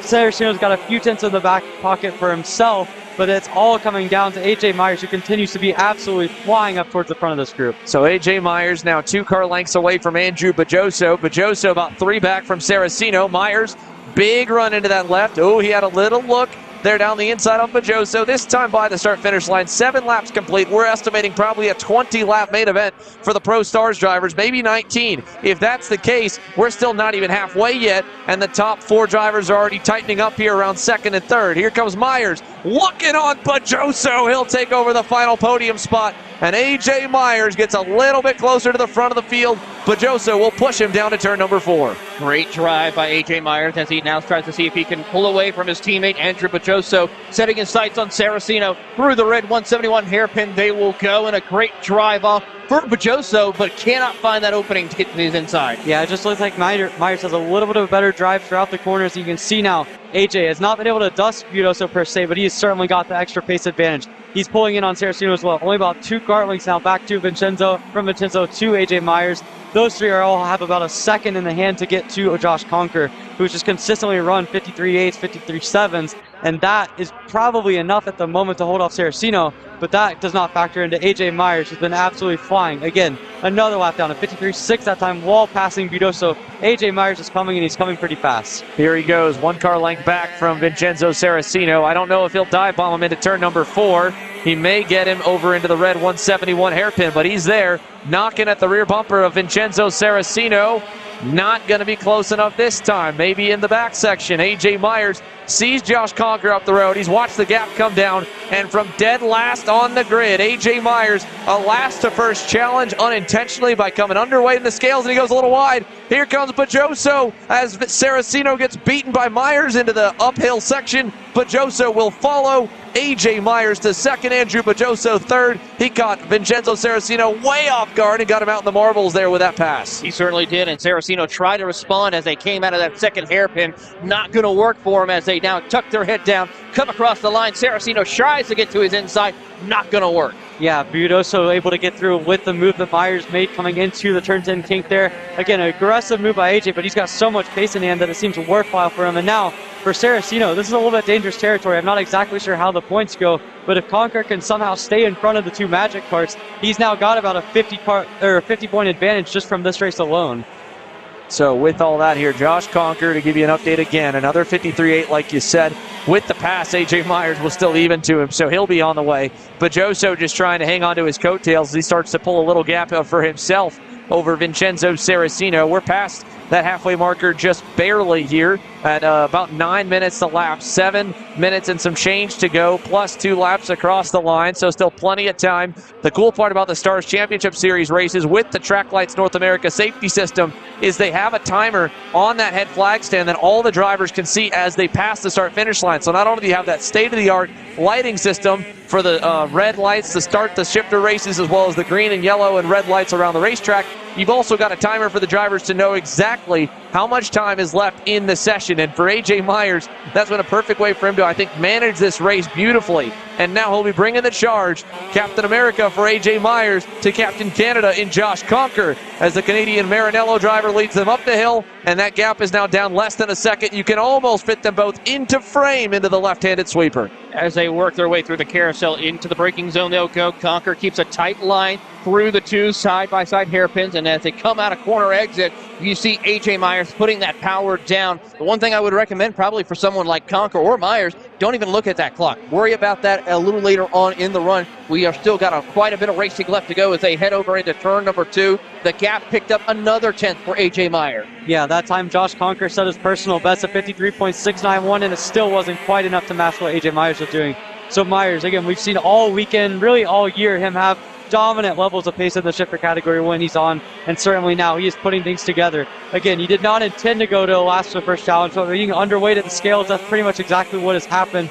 And so far, he's got 17 spots up or 16 spots up in this race, and only needs one more to be able to fight and get by Josh Conker as they come down the stretch of this race. Such a cool shot up the hill through the S's for all the drivers to be able to see the dirt that gets kicked up. Both the Magic drivers of A.J. Myers and Andrew Pajoso are taking the most curbing through that uphill S's section of anybody else on the racetrack, and it's that little bit going the extra mile that seems to be giving them that extra bit of pace as Conker goes across the line, sets his personal best that time by a 53.69. Still not quicker than Myers, but he's turning up when he needs to here to try and minimize the damage. He knows that gap is coming down, and A.J. Myers is hunting him down. As you mentioned, Taylor, the last thing you want to know is that you've got a lot of time left, but for A.J. Myers, that clock is perfect because he's one of those drivers, not only is he able to turn it on whenever he wants to, it seems like, he knows how to manage his tires throughout the course of a run. You've got a little bit of tire degradation by this point in the weekend for the Pro Stars drivers. On top of that, with the MG tire compound, if you drive a little bit too hard for a couple laps, you know this as well, Emery. If you heat those tires up, they start to get really greasy. You have to drive under the limit for about 3 laps to cool them back down as Conker. Big mistake there in the back section. Here comes A.J. Myers for the lead down the front straightaway. Big run, looking, not going to go into turn number 1. What do we have in 2? Conker going to go a little defensive. He knows exactly who it is on his rear bumper. Yeah, already A.J. Myers put down a really good lap that lap, and then a mistake there by Conker in the turn 13 hairpin. Now, though, Conker was fully defensive in the turn 4, making the move as difficult as possible for A.J. Myers, but it seems inevitable at this point. Myers is driven all the way through the field. Conker will have now seen that coming, and now he knows it is time to make things happen against A.J. Myers, because if there's any pace he has left in the bag, it is now. Because at this point in time, the tires have started to overheat a little bit for both these guys, I feel like, because you've already run through so many laps. At 13 to be exact, this is but most of they've run all weekend long. And now A.J. Myers, this is a section last time where Conker made a mistake, nice and clean through there as well, actually gained a little bit at the center of the corner. And a little bit more narrow. Again, you can see Josh Conker is trying to make that cart as wide as possible. A.J. Myers trying to catch him by surprise, and he does in turn 1. New leader down to turn 2. A.J. Myers from dead last on the grid to the point here, and now Josh Conker, good exit. He'll apply pressure. Turn 4, back on the inside, gives it the bumper, and they go side by side. Contact, Myers holds. Great driving, great defensive driving by A.J. Myers, but this now brings in Andrew Pajoso into the mix as well. 3 cars under a blanket as now we see A.J. Myers start to check out from your field now as we see Pajoso put the pressure on. He'll look to the other contact. They make it into the barrier. Andrew Pajoso up and over, and he dirt tracks it back onto the circuit, but the contact going by Josh Conker right there just knocked him out of the race and out of the run for the podium as he falls behind Vincenzo Saracino. He might be able to get back to him before this one's over, but they're running low on time. Unfortunately, it takes Josh Conker out of contention. He was just fighting on for dear life to stay alive and try and put as many drivers between himself and Saracino as he could. At this point, Saracino in 3rd, Conker in 2nd. That's only a 5-point swing. The championship for the Pro Stars category would go the way of the VTM Racing Engines Magic driver, and Mr. Magic USA, Andrew Pajoso, could only do 5 more points of damage if he can get back to Saracino as Josh Conker exits the red 171 hairpin, that time by a 2.5 back to Saracino, and now 2.5 up to A.J. Myers, Emery. You have to say, I mean, that was an aggressive move by Pajoso. I think we've seen some contact there throughout this race and throughout the pre-final as well. and it just did not go well for either of the two. For Conquer, obviously it sucks to be able to lose out to AJ Myers, but at the same time he was struggling already with the pace, and now he's going to have to channel his energy, try to stay ahead of Saraceno, force something to happen in tech or something like that. Obviously not ideal for his championship, but it's been a good run for him. For AJ Myers, though, from 18th to 1st already, a sensational run in this final. Obviously, you're running this race to get ready for Vegas. I think it's fair to say he's going to be up there with a chance to win yet again, to exercise some of the gremlins from last year. Yeah, you talk about AJ Myers from last year with the Gremlins. Again, qualified on the pole, beat out all of the European factory operations with the American-owned, American-designed chassis for the Bajoso brothers. And, of course, him being their lead shifter pilot last year, put it on the pole, beat Burrell Art Factory, beat everybody else under the factory operation, and they didn't like it, and they really took the punches to him and unfortunately ripped the bumper off of the Magic driver in that first heat race. And so he is coming back not just looking for redemption, he's looking for a little bit of vengeance, and you can see that in the way he's driven this weekend. He's been in a good mood all weekend. He seems upbeat, but on the racetrack, he is stone cold. And now, with 2 laps to go, AJ Myers is ready to go, or coming at 2 laps to go, I believe here. He'll be ready for Vegas in just about a month's time. He really is going to be showcasing a lot of talent here. Of course, that's where everyone goes to try and showcase some amazing skill. But AJ Myers has definitely been manhandling this car and doing a phenomenal job of keeping pace all weekend long, from last to first here in a matter of few minutes. He is now going to be looking forward to seeing winning here in Cincinnati. Yeah, you look at the drive for AJ Myers, and it really was the first lap he got halfway through the field, and then he just slowly started picking people off. And then Josh Conquer just did not have the speed to keep up. He just did a really good defense, but could not make it happen. And then the contact with Budoso just ended things all for him. As AJ Myers gets ready to come down and get 2 to go, we see a battle between Ian Quinn as well as Jason Enrique for the 6th position. Quinn with another strong run, his best of the weekend so far. Yeah, Ian Quinn getting himself into an outside of the top 5 spot, just trying to hang on. He lost the 5th position off the early couple laps. Gavin Bailiff was able to drive away from him here as AJ Myers on the second to last circuit makes his way out of turn number 4. Josh Conquer, again, still a good ways behind him the rest of the battles. We might have one battle coming here for 3rd late in the going. Andrew Bajoso is starting to reel in Vincenzo Saraceno just off screen. So as Myers rounds the S's, Bajoso on the final lap might be able to put a different Magic card on the podium. It's a privateer Magic operation for Saraceno, not with the factory race team, but Joso is. He's the captain of it. And here they go to the back, looking inside for 3rd. Saraceno slams the door shut. No dice this time by. White flag coming. White flag in the air for AJ Meyer, but we're going to keep an eye on Bajoso as he tries to find that opening here and continues on and watching through the field. White flag in the air for AJ Meyer. Yeah, we're already seeing now Myers coming through turn 2. He's got a very comfortably 2.3 seconds over Josh Conquer. He's running a pretty good pace, but the battle coming on for the 3rd position now. As you see, Budoso tried last lap, could not make it stick now, though. He's coming into turn 4 right on the tails of Vincenzo Saraceno as they come out of turn 5, coming up towards the red 171 hairpin. Will we see a dive from Budoso? A very aggressive move from Saraceno to defend, and it looks like it's going to be a battle up towards the hill. And will we see Budoso try the same move again in the King? Yeah, let's see if he does it, as meanwhile over in the back section, AJ Myers is working his way around the circuit for the final time. Here comes Bajoso and Saraceno, final time through. AJ Myers, though, across the start-finish line. He will win from last on the grid in Pro Stars. And behind him, as AJ Myers puts his hands in the air, nobody could touch him. Saraceno will cross in 3rd, just ahead of Bajoso. Josh Conquer ends in 2nd. And a close, hard-fought run for him, but AJ Myers, little celebration across the line. You can burn my clutch up, I can come underweight in the scales, it doesn't matter. Knock me down 2 times, I will get up 3. And he does again here in the main event. Stuns it, and he shows why he has been the nationally ranked #1 shifter driver in the country for many seasons now. And it wraps up our on-track coverage as Josh Conquer pulls up alongside of Bajoso, the reigning series champ, goes on by Saraceno and Conquer as well. And AJ Myers, your main event winner here from Cincinnati. A really entertaining first half, and then really a high-speed kind of chess match there at the end with some controversy to wrap up our season here, Taylor. It really was, but of course we've seen controversy, amazing racing all weekend long throughout the racing. We saw it here in the early stages for finals. We saw it yesterday in heat races. A great way to wrap up the Stars Championship Series. Yeah, certainly. And I mean, you look at how this race played out, just really dominant from AJ Myers. Obviously, you had the context of the points battle. Josh Conker did as much as he could, but it just wasn't enough against Vincenzo Saraceno. Good effort from both of those guys. Buildup and Myers will definitely be more ready for Vegas, as now we now see some celebration for AJ Myers getting set to get going for Vegas. Yeah, here comes the donuts here. AJ Myers going to throw them down, and it looks like Andrew Bajoso wants to join in on the party, and they'll burn them down here on the front straightaway as the Magics are victorious. And a great run through the field for both of them as they'll pull into the grass. AJ Myers, Andrew Bajoso into the scale line, and what a great way to send off the season. AJ Myers putting on some donuts here for the crowd. That's cool to see for a guy his caliber.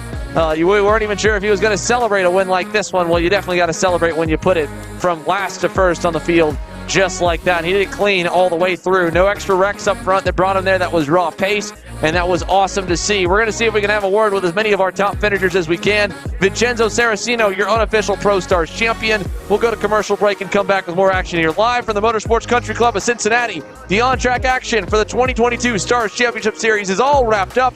We'll get you back here after the break. I'm Billy Vincent, owner of MPG Motorsports. What we do at MPG is we try to keep it a nice, fun family atmosphere, try to combine sort of the bigger things and of the bigger teams and the professionalism down with sort of some of the fun, sort of family-oriented atmosphere. We try to not only develop drivers, but also the parents and the families for just in knowledge in general in motorsports. It all starts in karting. What we try to do is try to help the drivers, the moms, the dads understand the sport of motorsports in general, not just karting, but what it takes to get all the way up through.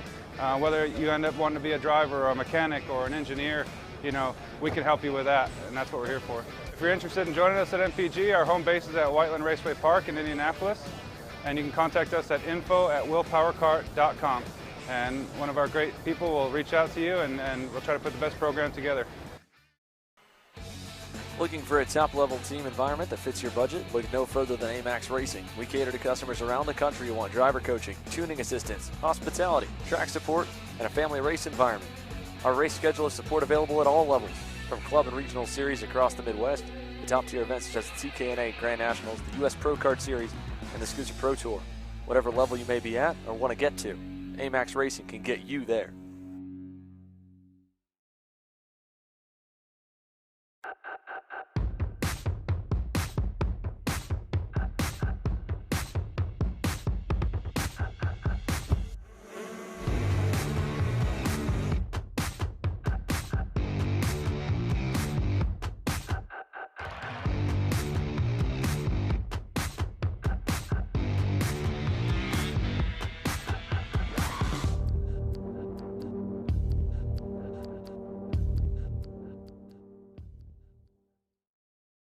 Odenthal Racing Products, your #1 producer in engine mounts since 1992, along with our leading-edge designs and product development, such as the Odenthal Racing Products EasyGP camera mount, which comes in 4 different styles and can be used on any karting platform.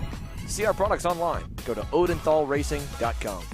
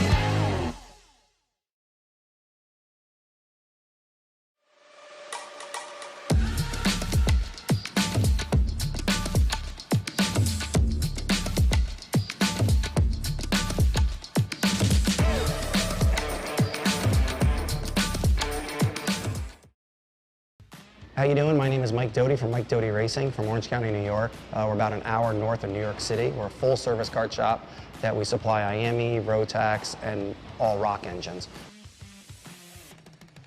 We sell OTK parts and all the tires for all the different series. We support USPKS, SCUSA, Rotax, which is the Stars and Stripes, and the Rock Winter Tour.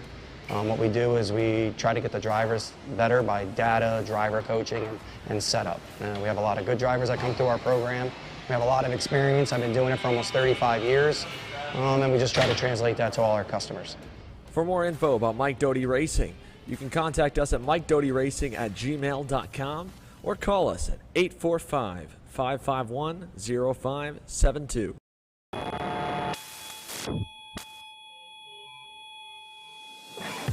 Karting is one of the most intense forms of motorsport, and if you manage a racetrack or commercial facility, you know how hard it is to find good help. Let us introduce to you our newest track safety product, the 4-flag light system from Pixelcom. Pixelcom products are incredibly affordable, and our plug-and-play system makes the only requirements lights and a wireless remote. The ability to upgrade your system with intuitive software and additional products makes this the perfect system for tracks of all sizes. Communicating with drivers on track will make your program run more smoothly and, most importantly, increase safety dramatically once deployed. Find us online today at tracksystemsna.com and let us elevate your motorsport.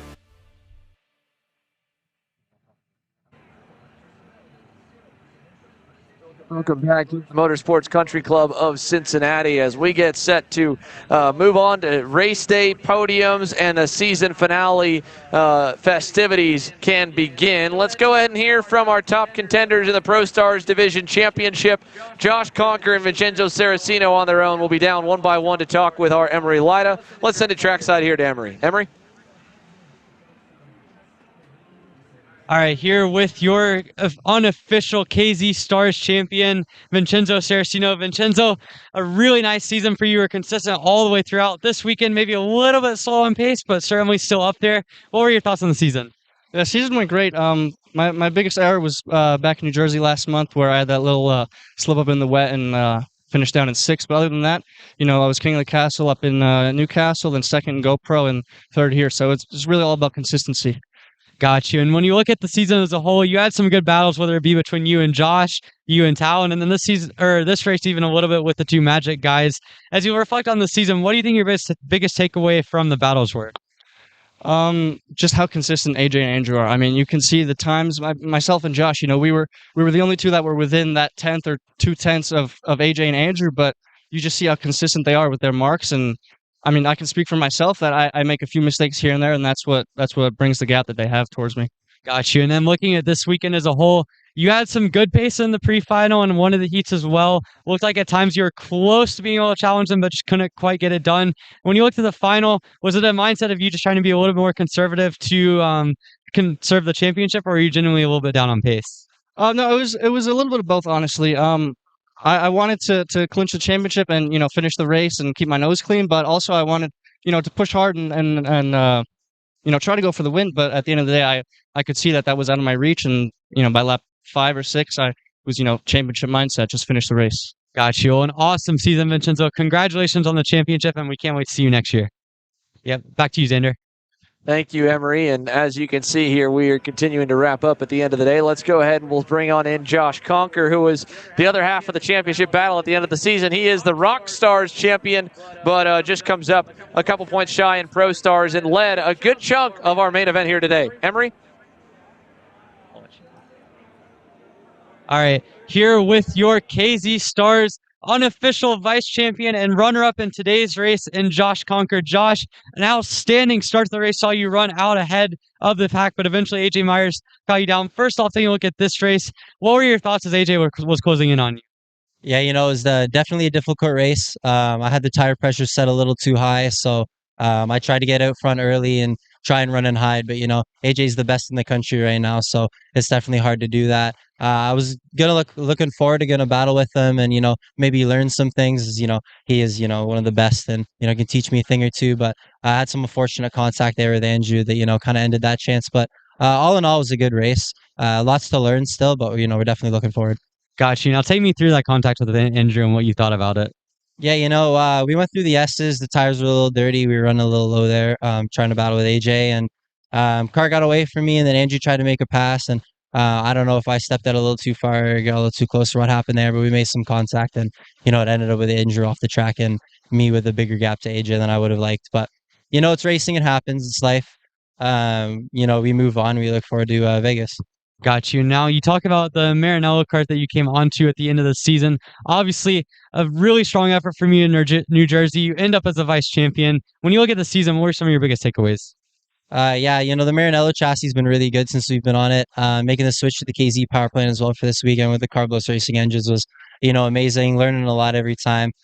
Just some of the big takeaways from this season. I definitely learned a lot, improved as a driver, running the Rock package in the Star Series, trying to battle with the KZ guys. Was making myself better, and just making it that much better for me to try to run at the front of these packs. So yeah, just all in all, good season. Enjoyed running with these guys, and looking forward to doing it again next year.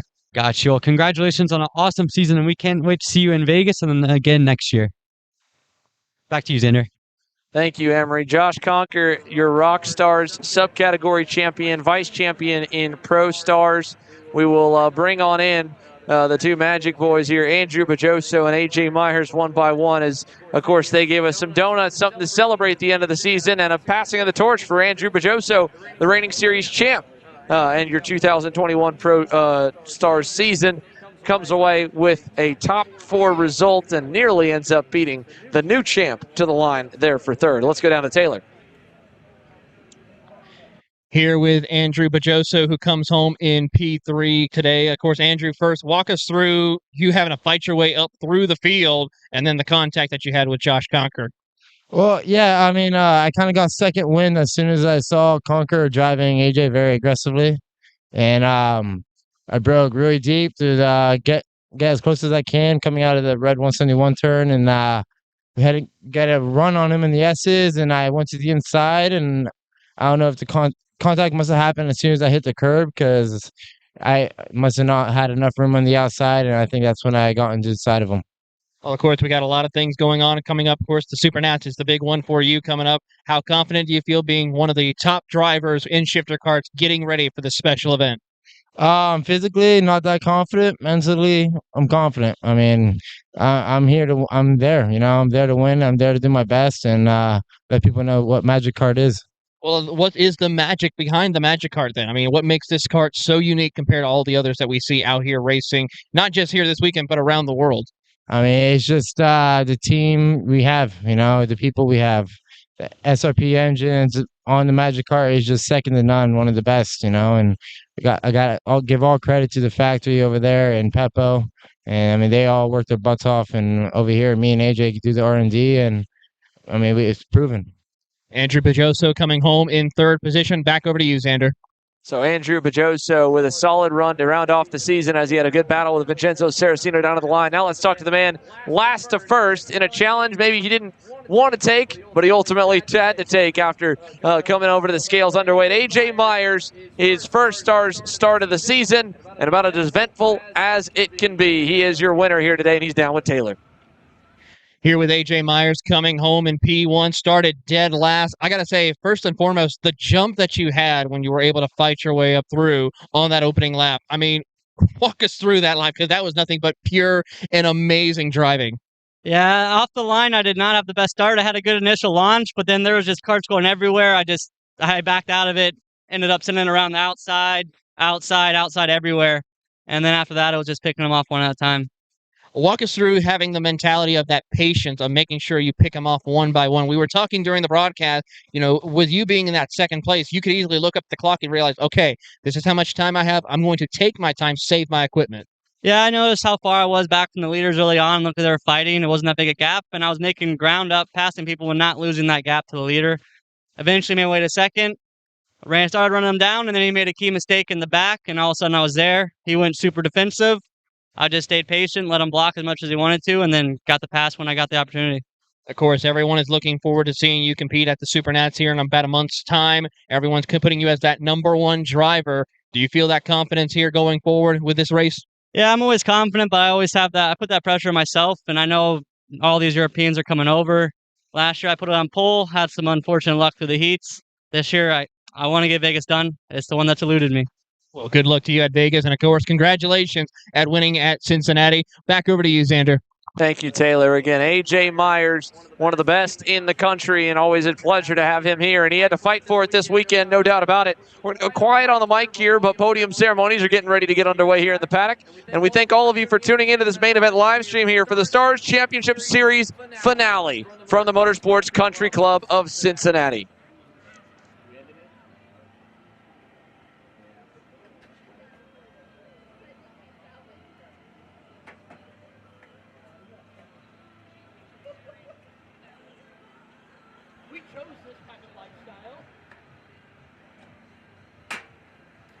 Nice.